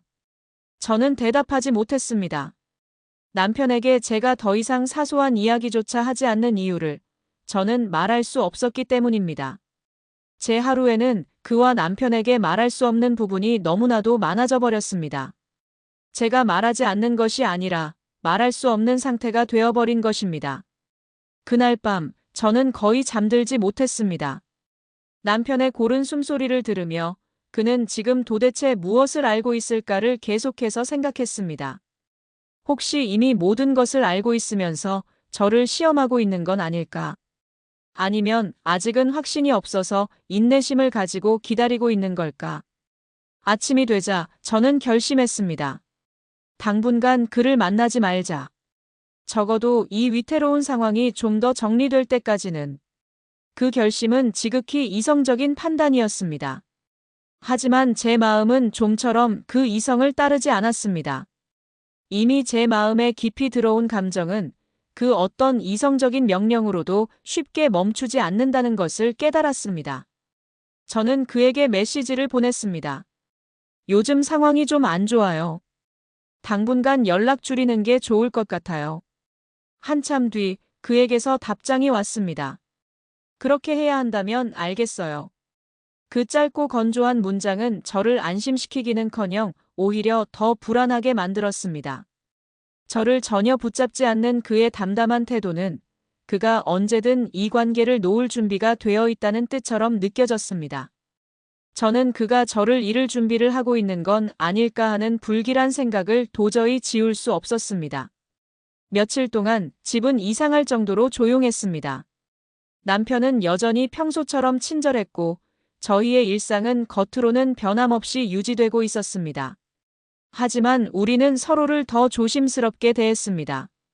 마치 얇디 얇은 얼음 위를 걷는 사람들처럼. 단 한 번만 발을 잘못 디디면 모든 것이 와르르 깨질 수 있다는 것을 서로가 너무나도 잘 알고 있는 것처럼요. 어느 날 남편이 제게 말했습니다. 이번 주말에 같이 어디 좀 갈까? 그 제안은 정말 예상 밖이었습니다. 저는 그 말을 듣는 순간 두 가지 가능성을 동시에 떠올렸습니다. 우리 부부 관계를 회복하려는 남편의 진심 어린 시도일 수도 있고 아니면 제가 이 위태로운 선을 넘었는지 확인하려는 그의 치밀한 시간일 수도 있다는 생각. 어느 쪽이든 저는 그 제안을 쉽게 거절하기 어려웠습니다. 그래. 저는 작게 고개를 끄덕였습니다. 그날 밤 저는 혼자 욕실에 앉아 있었습니다. 거울 속에 비친 제 얼굴은 예전보다 훨씬 더 많이 지쳐 보였습니다.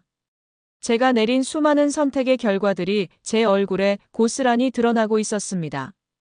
저는 더 이상 그 어떤 쪽에도 완전히 속하지 못한 갈 곳 잃은 사람이 되어 있었습니다.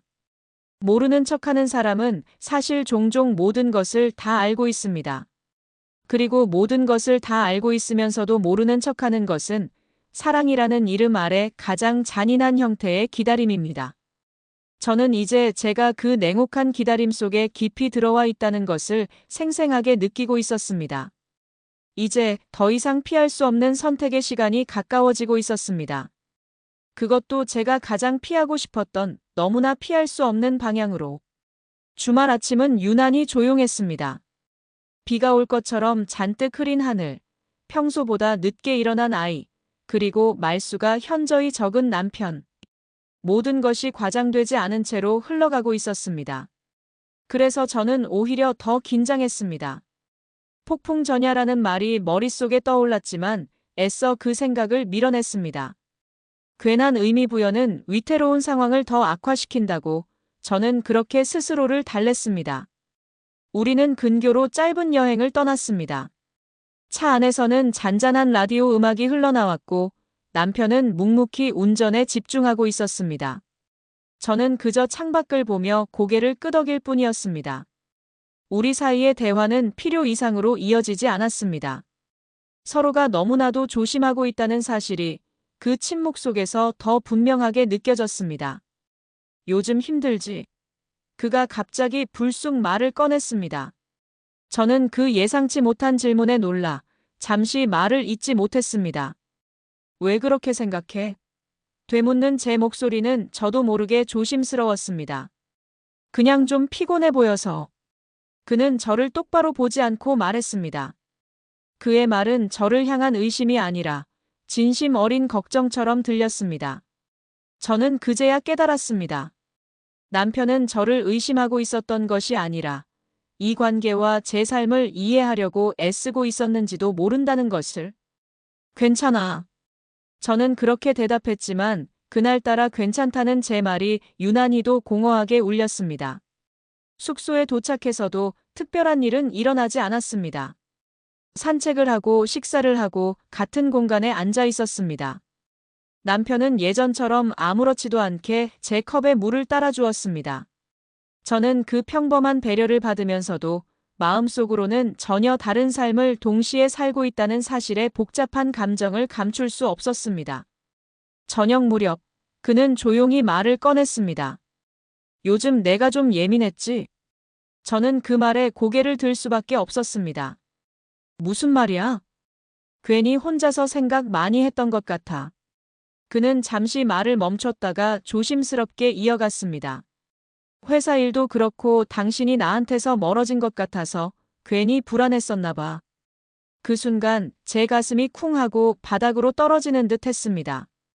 이야기는 제가 예상했던 것과는 전혀 다른 방향으로 흘러가고 있었습니다. 그가 그동안 혼자 붙잡고 있던 것은 저를 향한 불신이 아니라 저의 멀어짐을 감지한 자신에 대한 불안감이었던 것입니다. 미안해. 그가 진심으로 저에게 말했습니다. 괜한 걱정해서. 그 말에 저는 아무 대답도 할 수 없었습니다. 사과를 받아야 하는 사람은 그가 아니라 바로 나인데. 제 마음속에서 거대한 울림이 터져나왔습니다. 그는 저에게 진심으로 미안해하고 있었고, 저는 그 미안함을 아무것도 모르는 척 받아내고 있었습니다. 그 잔인한 장면이 저는 견딜 수 없이 괴로웠습니다. 아니야. 저는 간신히 목소리를 냈습니다. 그럴 수도 있지. 그날 밤, 우리는 같은 방에서 잤습니다. 그는 예전처럼 아무런 의심 없이 제 쪽으로 몸을 돌려 깊이 잠들었습니다. 그의 숨소리가 너무나도 가깝게 들려왔습니다. 저는 한참 동안 잠들지 못한 채 천장을 응시했습니다. 남편의 의심은 그렇게 나를 향한 불신이 아닌 스스로의 불안으로 조용히 정리되고 있었다. 마치 아무 일도 없었던 것처럼요. 하지만 제 안에서는 전혀 다른 거대한 균열이 생기고 있었습니다. 그의 사과는 저를 안심시키기는커녕 오히려 제 모든 방어막을 완전히 무너뜨렸습니다. 들킬까봐 느끼던 긴장감이 사라지자 그 빈자리에 훨씬 더 거대한 감정이 밀려왔습니다. 바로 죄책감이었습니다. 이전에는 들킬까봐 두려웠다면 이제는 들키지 않았다는 사실 자체가 저를 뼈저리게 짓눌렀습니다. 이렇게 끝나는 건가? 아무도 모른 채 영원히 계속 이렇게 살아가야 하는 건가? 그 생각이 처음으로 저를 무섭게 만들었습니다. 집으로 돌아오는 길, 남편은 평소보다 말이 많았습니다. 지난 주말 이야기, 앞으로의 가족 계획, 아이의 장래에 대한 이야기까지. 저는 고개를 끄덕이며 그의 모든 이야기에 대답했습니다. 하지만 그 모든 말들이 제게는 마치 시험처럼 느껴졌습니다. 과연 제가 이 평범하고 행복해 보이는 일상을 앞으로도 완벽하게 연기하며 살아갈 수 있겠느냐는 질문처럼 말입니다. 그날 밤, 저는 혼자 거실에 앉아 있었습니다. 불도 켜지 않은 채 그저 창밖의 어둠만을 멍하니 바라봤습니다. 휴대폰은 테이블 위에 쓸쓸히 놓여 있었습니다. 그에게서 메시지는 오지 않았습니다. 제가 먼저 연락을 줄이자고 했기 때문입니다. 그의 그 침묵이 이상하게도 제게는 어떤 위로도 되지 않았습니다. 저는 처음으로 그에게서 멀어지고 싶다는 생각을 했습니다. 그를 사랑해서가 아니라 더 이상 이 상황을 견딜 수 없어서 이중으로 사는 삶이 더 이상 저를 지켜주지 않는다는 것을 이제는 너무나도 분명하게 느꼈기 때문입니다. 분류는 들키지 않으면 괜찮다는 그 얄팍한 생각이 얼마나 잔인한 착각이었는지 이제야 뼛속 깊이 깨달을 수 있었습니다. 남편의 얼굴이 다시금 떠올랐습니다. 저에게 미안하다고 말하던 그 눈빛. 아무것도 모른 채 저를 이해하려 애쓰던 그의 진심 어린 모습. 그 모든 장면이 제 머릿속을 맴돌며 저를 괴롭혔습니다. 저는 그 기억들을 지우고 싶었지만 그럴수록 그 모습은 제 안에서 더욱더 선명해졌습니다. 그날 저는 소리내지 않고 오랫동안 울었습니다. 남편에게 들킬까 봐서가 아니라 제 이 모든 슬픔과 괴로움의 이유를 그 누구에게도 설명할 수 없었기 때문입니다. 누군가에게 돌이킬 수 없는 잘못을 저질렀다는 그 자각은 외부적인 증거가 없어도 사람을 완전히 무너뜨리는 법입니다. 남편의 저에 대한 의심은 그렇게 풀렸습니다. 하지만 제 마음 안의 평형은 완전히 무너졌습니다. 이제 문제는 제가 들킬 것이냐 아니냐가 아니었습니다. 제가 과연 이 상태로 계속 살 수 있느냐의 문제였습니다. 아무 일도 없었던 것처럼 되돌아온 평범한 일상은 제게 생각보다 훨씬 더 무거운 짐이 되어 돌아왔습니다. 저는 난생 처음으로 진지하게 생각하기 시작했습니다. 이 모든 관계를, 이 모든 거짓된 삶을 이제는 끝내야 할지도 모른다는 잔인한 가능성을요. 그 생각은 아직 결심은 아니었습니다. 하지만 이전과는 모든 것이 달랐습니다. 죄책감은 단순히 저를 괴롭히는 감정이 아니라 이제는 제가 나아가야 할 방향을 명확하게 제시해주는 이정표가 되어 있었습니다. 그리고 그 방향은 대개 가장 아프고 고통스러운 쪽을 향할 것이라는 것을 저는 이미 본능적으로 알고 있었습니다. 저는 알고 있었습니다. 이제부터의 선택은 더 이상 저의 감정만으로는 할 수 없다는 것을. 이 모든 혼돈 속에서 이제는 저의 진짜 삶을 선택해야 할 때가 오고 있다는 것을요. 죄책감은 결코 갑자기 폭발하지 않았습니다. 천천히, 그러나 아주 집요하게 제 마음에 스며들었습니다.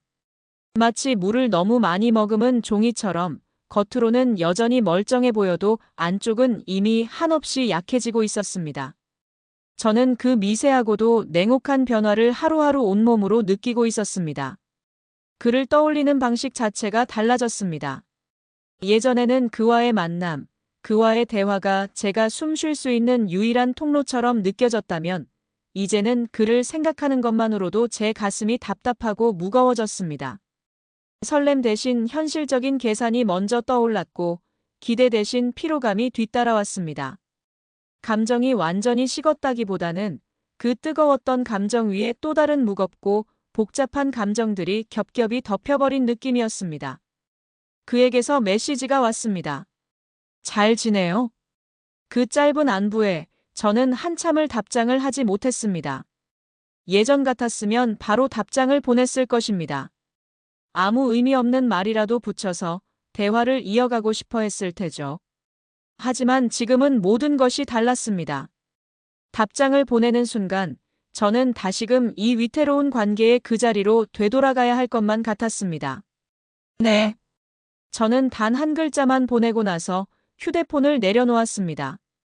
그는 기다렸다는 듯 바로 답장을 보냈습니다. 요즘 많이 멀어진 것 같아요.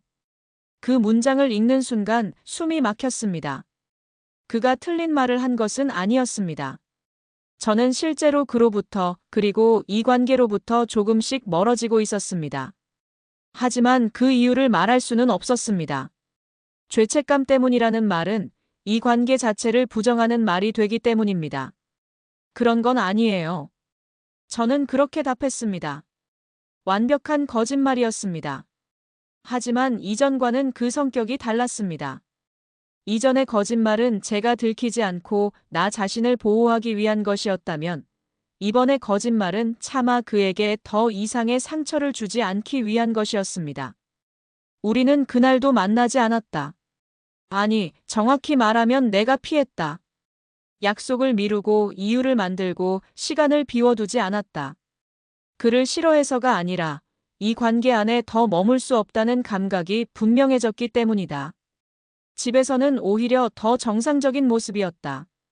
남편과의 대화가 조금씩 늘었고 함께 웃는 시간도 생겼다. 일부러 그런 건 아니었다. 죄책감이 나를 그쪽으로 밀어냈다. 모상처럼. 잘못을 상쇄하려는 무의식적인 시도처럼. 어느 날 남편이 말했다. 요즘 당신 예전 같아. 그 말에 나는 웃어야 할지 울어야 할지 몰랐다. 예전 같다는 건 과연 제가 그와의 관계에서 완전히 돌아왔다는 뜻일까요? 아니면 제가 이제는 제 감정과 생각을 완벽하게 숨기기 시작했다는 냉정한 뜻일까요? 저는 그 말에 그 어떤 대답도 할 수 없었습니다. 그와의 관계는 눈에 띄게 달라졌다.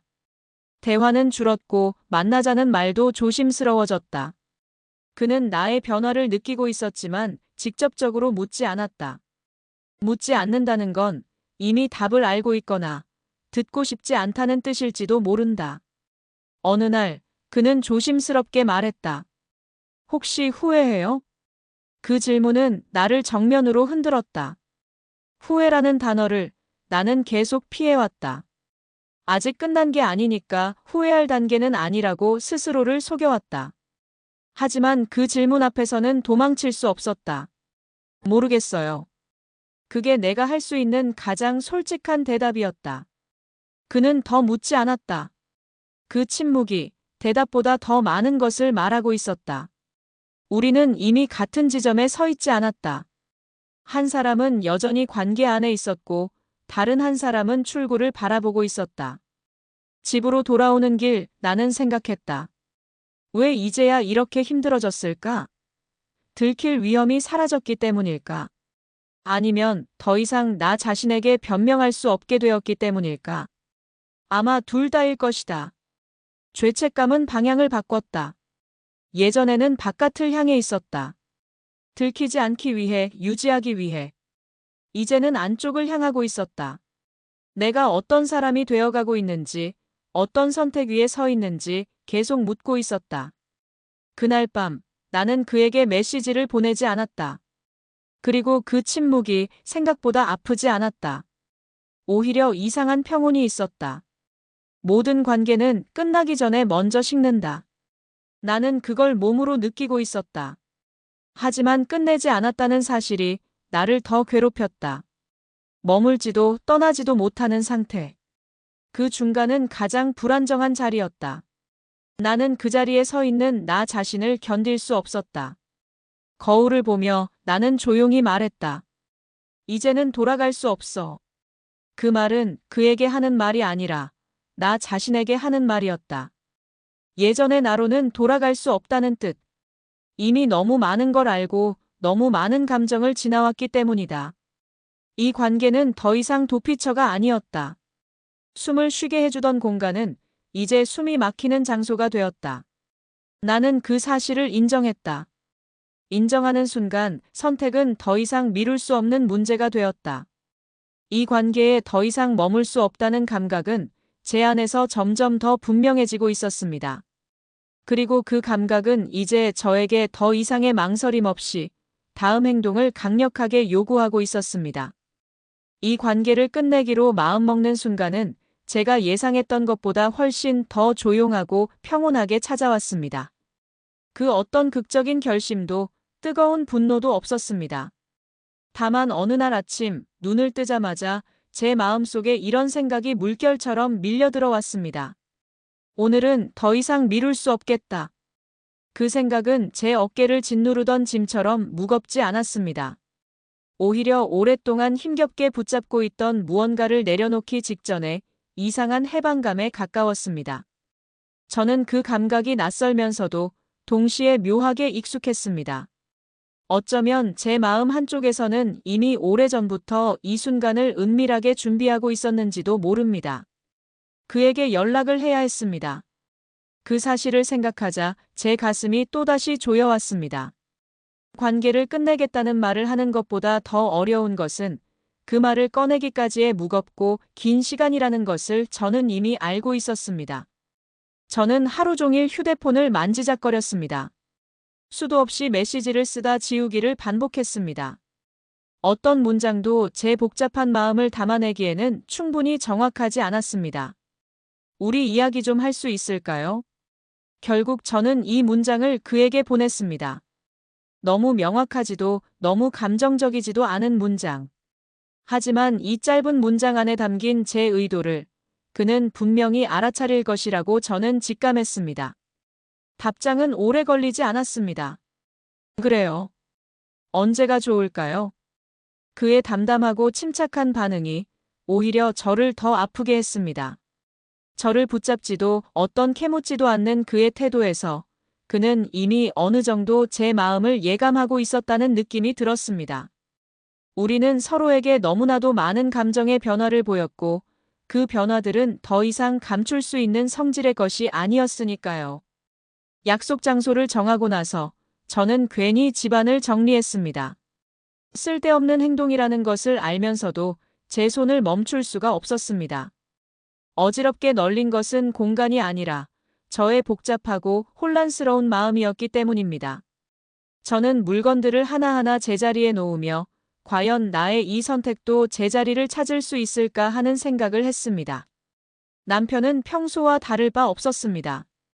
저녁을 먹고 아이와 도란도란 이야기를 나누고 내일 일정을 함께 이야기했습니다. 저는 그 평범하고 일상적인 장면 속에서 묘한 이질감을 느꼈습니다. 이 일상은 앞으로도 계속될 것이다. 내가 어떤 선택을 하든. 그 사실이 제게는 한편으로는 위로가 되었지만 동시에 너무나도 무거운 부담으로 다가왔습니다. 약속 시간보다 조금 일찍 약속 장소에 도착했습니다. 창가 쪽 자리에 앉아 멍하니 밖을 바라봤습니다. 사람들이 바삐 지나가고 차가 멈췄다 움직였다. 세상은 아무 일도 없다는 듯 평화롭게 흘러가고 있었습니다. 저만이 지금 제가 앉아 있는 이 자리가 제 삶에서 어떤 거대한 의미를 가지고 있는지 알고 있었습니다. 이윽고 그가 들어왔다. 눈이 마주쳤을 때 우리는 동시에 멈칫했다. 예전처럼 자연스럽게 웃지 못했다. 서로의 표정을 살피는데 시간이 걸렸다. 그는 내 앞에 앉으며 물었다. 많이 고민한 얼굴이네요. 저는 고개를 끄덕였습니다. 굳이 부정할 필요가 없었습니다. 제 얼굴에는 이미 제 마음의 고뇌가 고스란히 쓰여 있었을 것입니다. 나도 어느 정도는 예상했어요. 그가 이어 말했습니다. 그 말에 제 마음이 깊이 흔들렸습니다. 이 관계를 끝내기로 마음먹고 이 자리에 앉았음에도 불구하고 그의 그 이해심은 오히려 저를 약하게 만들었습니다.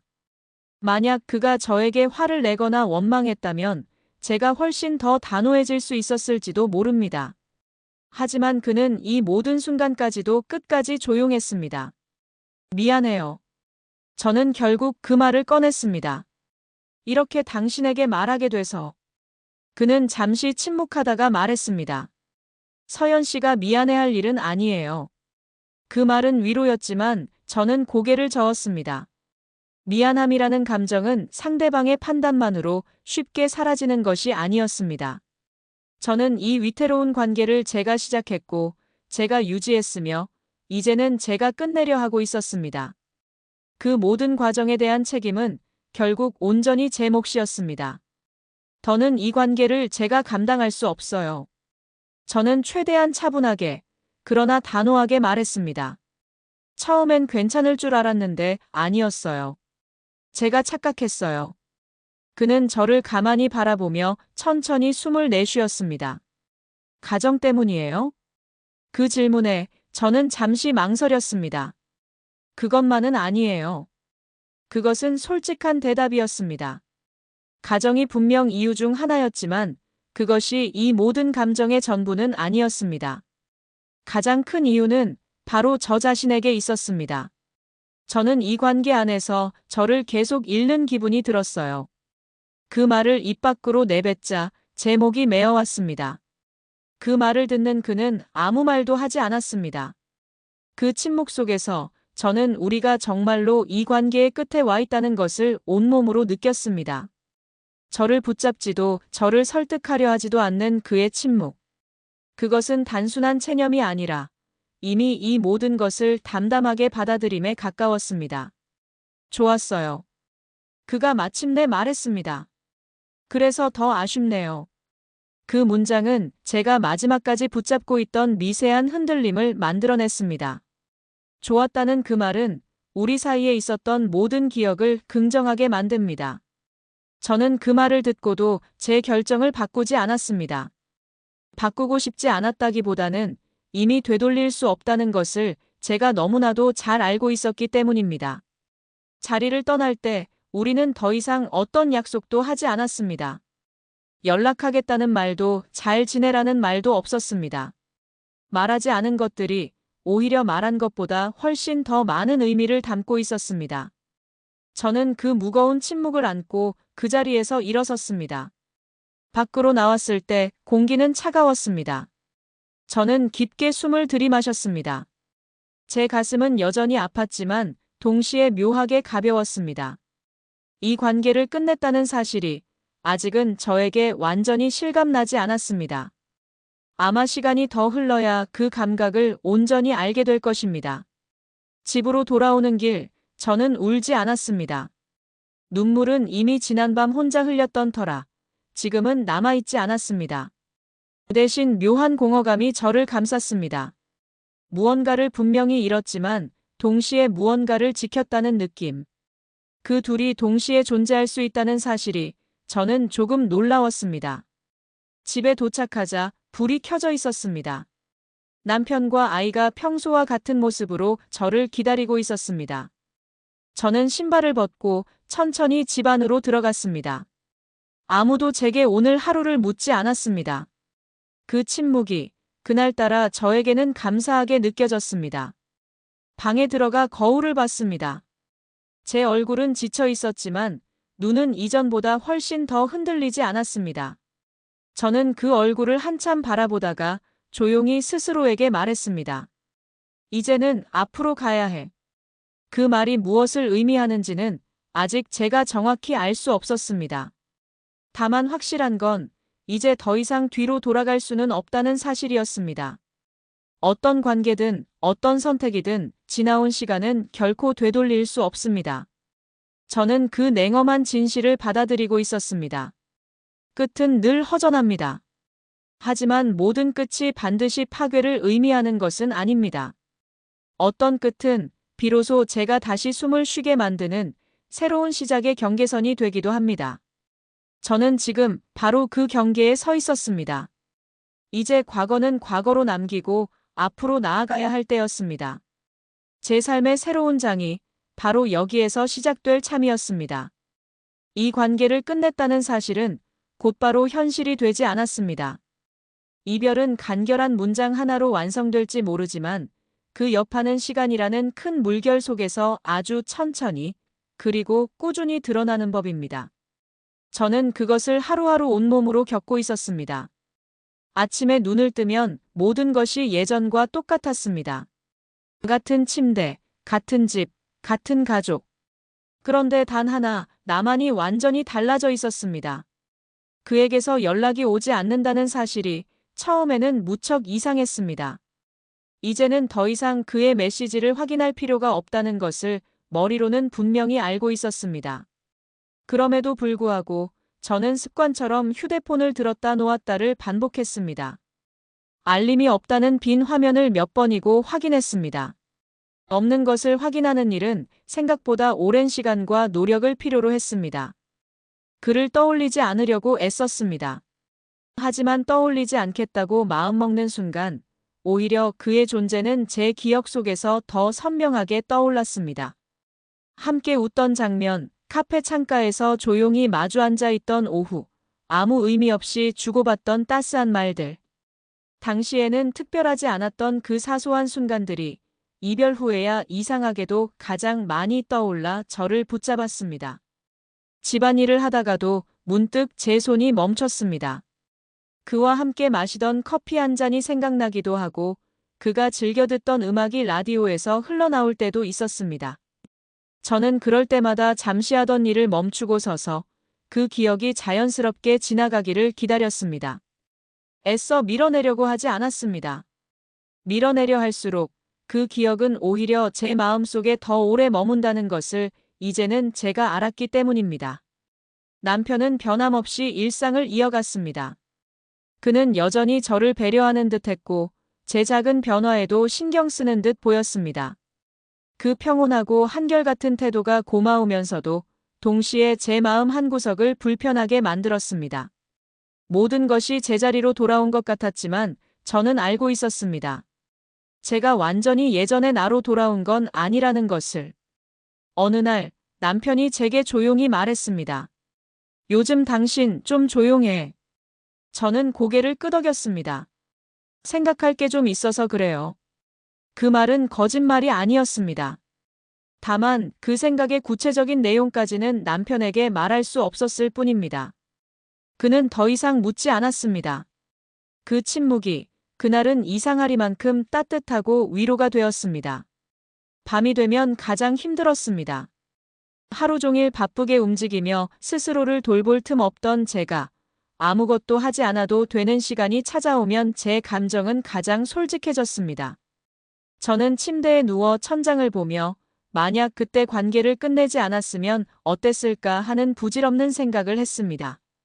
그 생각이 지나가면 결국 끝냈기 때문에 다행이다는 후련함이 뒤따랐습니다. 모순된 감정들이 제 안에서 동시에 존재했습니다. 그를 다시 만나고 싶다는 마음과 다시는 그 위태로운 자리로 돌아가고 싶지 않다는 마음. 이 두 가지 감정은 서로를 애써 부정하려 들지 않았습니다. 그저 함께 있었습니다. 저는 그 사실을 이제는 담담하게 받아들이기로 했습니다. 정리되지 않은 감정들이 있다는 건 제가 실패한 것이 아니라 과정을 겪고 있다는 것을 이제는 조금 알 것 같았습니다. 며칠 뒤 특별한 계기도 없이 문득 그가 생각났습니다. 그가 지금 무엇을 하고 있을지, 잘 지내고 있을지. 저는 그 질문에 굳이 답을 찾지 않기로 했습니다.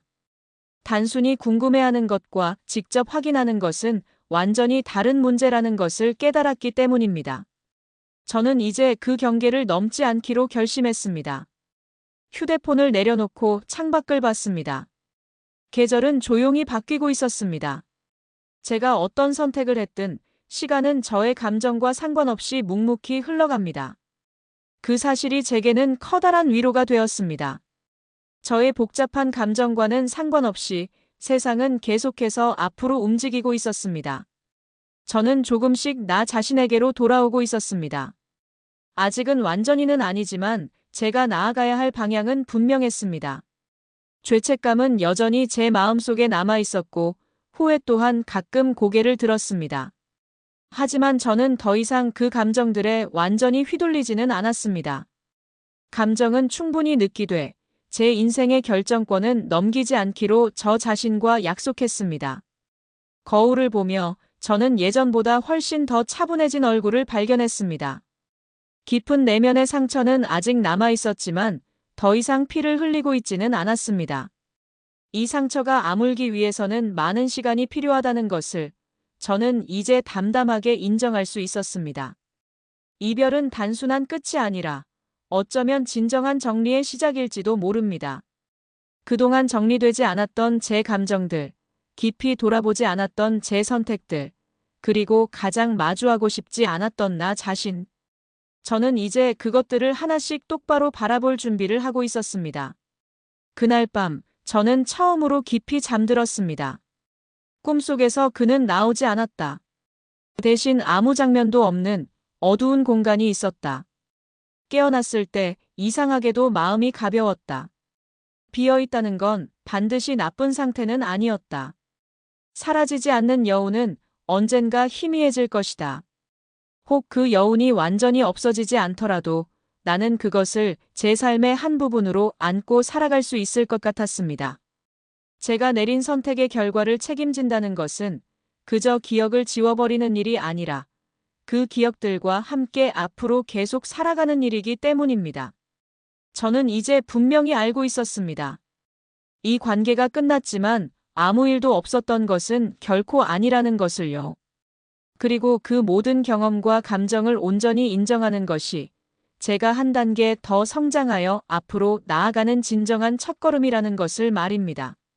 제 삶은 이제야 비로소 진정한 나 자신을 찾아가는 여정을 시작하고 있었습니다. 시간은 제가 생각했던 것보다 훨씬 더 공정하고 현명했습니다. 성급하게 저에게 답을 요구하지도 않았고 억지로 모든 기억을 잊으라고 강요하지도 않았습니다. 그저 모든 것을 자연스럽게 흘려보내면서 제가 감당할 수 있을 만큼의 감정만을 제 앞에 데려다 놓았습니다. 어느새 계절이 한 번 바뀌었고 저는 그 변화 속에 저 자신을 자연스럽게 맡기고 있었습니다. 이제 저는 하루 종일 그를 떠올리지 않았습니다. 아주 가끔 특정한 냄새나 익숙한 음악 혹은 우연히 마주친 문장 하나에 반응할 뿐이었습니다. 그럴 때면 잠시 하던 일을 멈췄다가 다시 움직였습니다. 그에게서 감정이 생겨났다가 사라지는 과정이 예전만큼 극적이지 않았다. 저는 그 변화를 느끼며 조금 안도했습니다. 문득 저 스스로에게 이런 질문이 떠올랐습니다. 나는 왜 그 관계에 들어갔을까? 그 질문은 저를 향한 어떤 비난도 아니었습니다. 예전 같았으면 저는 이 질문으로 저 자신을 끊임없이 몰아붙였을 것입니다. 책임, 도덕, 옳고 그름과 같은 엄격한 잣대로 저를 잔인하게 재단했을 테죠. 하지만 지금의 저는 달랐습니다. 저는 그저 그때의 나를 이해하고 싶었습니다. 그 순간에 제가 어떤 심리적 상태에 놓여 있었는지를 말입니다. 저는 관계 속에서 참 많이 고요해져 있었습니다. 겉으로는 안정돼 있는 것처럼 보였지만 제 안에서는 점점 말수가 줄어들고 있었습니다. 저는 저의 불만을 이야기하지 않았고 기대를 줄였습니다. 그 대신 꾹꾹 참아냈습니다. 이해한다는 말로, 괜찮다는 말로 제 감정을 덮어버렸습니다. 저는 한때 그 침묵이 저를 성숙하게 만들었다고 믿었습니다. 하지만 사실은 그 침묵이 저의 내면을 서서히 비워내고 있었던 것입니다. 그는 그 텅 빈 마음에 들어왔습니다. 그는 저를 흔들어 놓지 않았습니다. 대신 제가 오랫동안 잊고 있었던 감각들을 다시 느끼게 했습니다. 누군가에게 순수하게 반응하는 나, 제 생각을 솔직하게 말하는 나, 그리고 누군가에게 소중하게 선택받고 있다고 느끼는 나. 그 감각이 너무나 오랜만이어서 저는 그것을 섣부르게 사랑이라고 오해했을지도 모릅니다. 하지만 지금의 저는 이제 분명히 알고 있습니다. 그것은 단순히 사랑만은 아니었다는 것을요. 제 안에 존재했던 나를 확인하고 싶었던 마음, 아직 내가 살아있다는 증거를 찾고 싶었던 마음, 그리고 무엇보다 제가 그 텅 빈 내면의 나 자신으로부터 잠시나마 도망치고 싶었던 마음들이 복합적으로 얽혀 있었던 것입니다. 불륜이라는 관계는 종종 육체적인 욕망으로 설명되곤 하지만 제 경우에는 깊은 결핍에 더 가까웠습니다. 무엇인가를 간절히 갖고 싶어서 시작한 것이 아니라 제 안에 무언가가 비어 있어서 시작된 것이었습니다.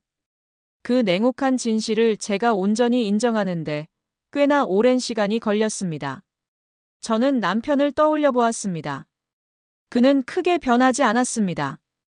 여전히 성실했고 여전히 무던한 사람이었습니다. 나는 그 안정 속에서 숨이 막혔던 것이 아니라 나 스스로를 잃어가고 있었던 것이었구나. 그를 탓할 수는 없었습니다.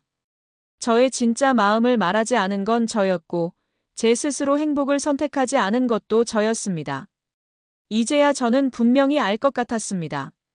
이 모든 문제의 근원은 우리 관계에 있었던 것이 아니라 제가 나 자신을 다루는 방식에 있었다는 것을요. 어느 날 혼자 카페에 앉아 오가는 사람들을 물끄러미 바라봤습니다. 각자의 삶을 묵묵히 살아가는 수많은 얼굴들. 그들 역시 저처럼 각자의 선택과 그리고 그로 인한 후회를 안고 살아가고 있을 것입니다. 그 생각을 하자 나만 특별히 잘못된 사람은 아니었구나라는 생각이 들었습니다. 물론 잘못이 없었다는 뜻은 아니었습니다. 다만 저 역시 불완전한 한 명의 인간에 지나지 않았다는 뜻이었습니다. 그 깨달음은 저를 조금 더 자유롭게 해주었습니다. 저는 이제 더 이상 그때의 저 자신을 억지로 부정하지 않기로 했습니다. 제가 했던 그 선택이 옳았다고 말할 수는 없지만 그 선택이 저를 지금 이 자리에 데려왔다는 사실만큼은 온전히 인정하기로 했습니다. 단순히 후회만 남긴 시간이 아니라 저에게 중요한 질문들을 남긴 시간이었다는 것을 받아들였습니다.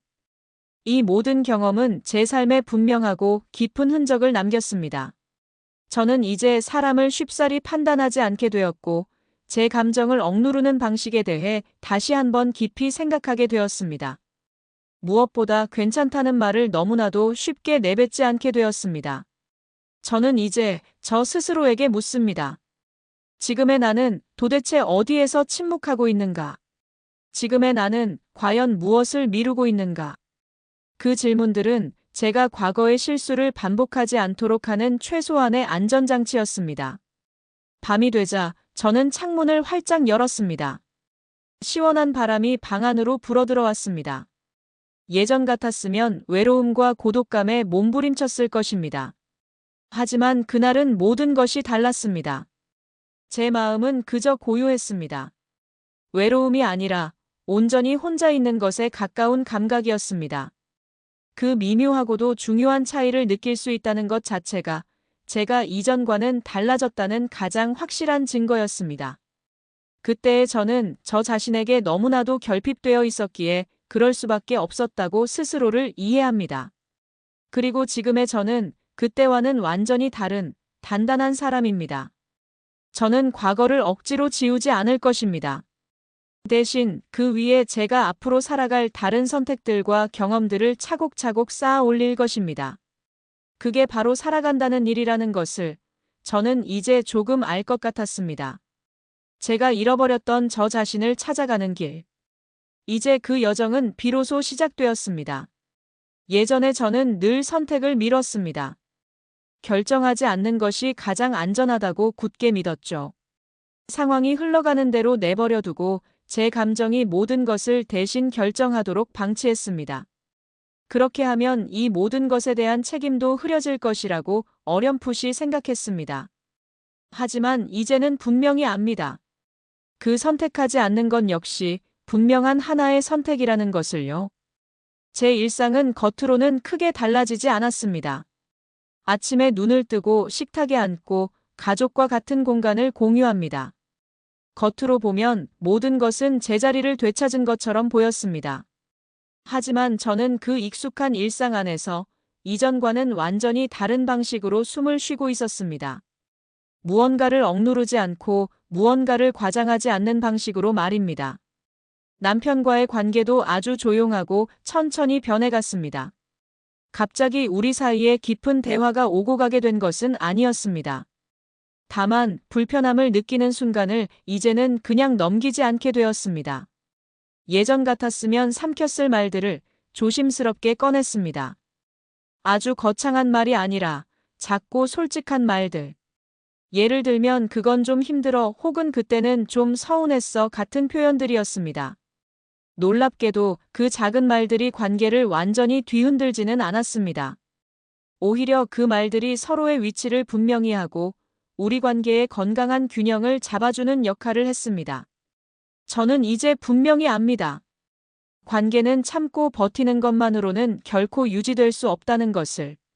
감정은 억지로 눌러둔다고 해서 사라지는 것이 아니라 반드시 다른 얼굴로 우리 앞에 다시 돌아온다는 것을요. 그 뼈아픈 진실을 저는 너무나 늦게 배우고야 말았습니다. 가끔 이런 상상을 합니다. 만약 제가 다시 그때로 돌아간다면 같은 선택을 할까?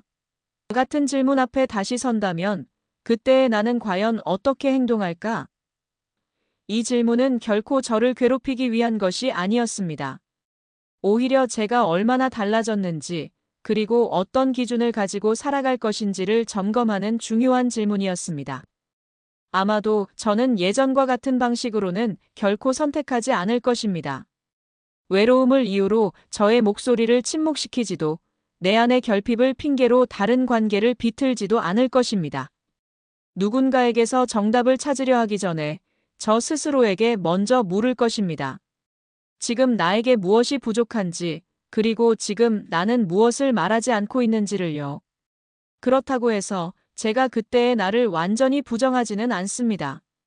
그 불안정하고 흔들렸던 선택들이 결국 저를 여기까지 데려왔다는 사실을 저는 인정합니다. 저는 그 지난한 과정을 통해 저만의 확고한 기준들을 얻었습니다. 다시는 넘지 않겠다고 정한 선, 그리고 스스로에게 반드시 솔직해지겠다고 한 약속들. 이 모든 중요한 약속들은 제가 겪었던 실패 위에 단단하게 세워진 것입니다. 어느 날 혼자 길을 걷다가 문득 이런 생각이 들었습니다. 나는 이제 예전보다 덜 흔들리는 사람일까? 아마 완전히 그렇다고 말할 수는 없을 것입니다. 사람은 삶을 살아가는 동안 늘 흔들립니다. 다만 중요한 것은 흔들릴 때 어디로 기울어지는가입니다. 예전에 저는 저 자신을 뒤로 하고 늘 바깥으로 기울었습니다. 누군가의 시선, 누군가의 선택, 누군가의 말에 제 자신을 온전히 맡겼습니다. 하지만 지금의 저는 조금 더 안쪽으로 기웁니다. 저의 확고한 기준, 저의 솔직한 감정, 그리고 저의 온전한 책임 쪽으로. 그 변화는 너무나 조용해서 아마 아무도 알아채지 못할 수도 있습니다. 하지만 저는 압니다. 같은 상황이 다시 저에게 닥쳐온다 해도 저는 전처럼 저를 잃지는 않을 거라는 걸. 적어도 제가 저를 잃고 있다는 사실조차 모른 채 무심하게 지나가지는 않을 것입니다. 저녁 무렵 창가에 앉아 고요히 하루를 정리했습니다. 특별한 사건은 없었습니다. 하지만 그 평범함이 이제는 제게 무엇보다 소중하게 느껴졌습니다. 도망치지 않아도 되는 일상, 어떤 것도 숨기지 않아도 되는 솔직한 하루. 그것이 이제 제가 무엇보다 지키고 싶은 것이었습니다. 다시금 선택의 순간이 온다면 저는 더 느리게 갈 것입니다. 더 많이 저 자신에게 묻고 더 적게 저의 진심을 숨길 것입니다. 무엇보다 이제는 나 자신을 모든 것의 가장 마지막에 두지 않을 것입니다. 그 다짐은 거창하지 않았지만 제 삶을 이끌어갈 분명한 기준이었습니다. 저는 이제 분명히 압니다. 사람을 완전히 무너뜨리는 것은 어떤 선택 그 자체가 아니라 그 선택을 마주하고 외면하려 드는 태도라는 것을요. 그리고 진짜 성숙이라는 것은 다시는 어떤 실수를 저지르지 않는 데 있는 것이 아니라 같은 실수를 반복하지 않는 데 있다는 것도 말입니다. 저는 여전히 완벽하지 않습니다. 삶은 언제나 저를 새로운 도전과 미지의 상황으로 이끌 테니까요. 하지만 이전보다 저는 훨씬 더 정직해졌습니다. 그 정직함이 때때로 저를 불편하게 만들 때도 있지만 적어도 그 정직함은 저를 결코 배신하지 않을 것입니다. 그것이 바로 지금의 저에게 가장 중요한 기준이었습니다. 이 이야기는 이제 거의 끝에 다다르고 있었습니다. 하지만 저의 삶은 계속될 것입니다. 앞으로도 수많은 선택의 순간이 찾아올 것이고 저는 또다시 흔들릴 것입니다. 다만 이제는 그 흔들림을 더 이상 두려워하지 않습니다. 저는 이미 한 번 저 자신을 완전히 잃어봤으니까요. 그리고 다시 잃어버렸던 저 자신에게로 돌아오는 길을 두 발로 걸어봤으니까요.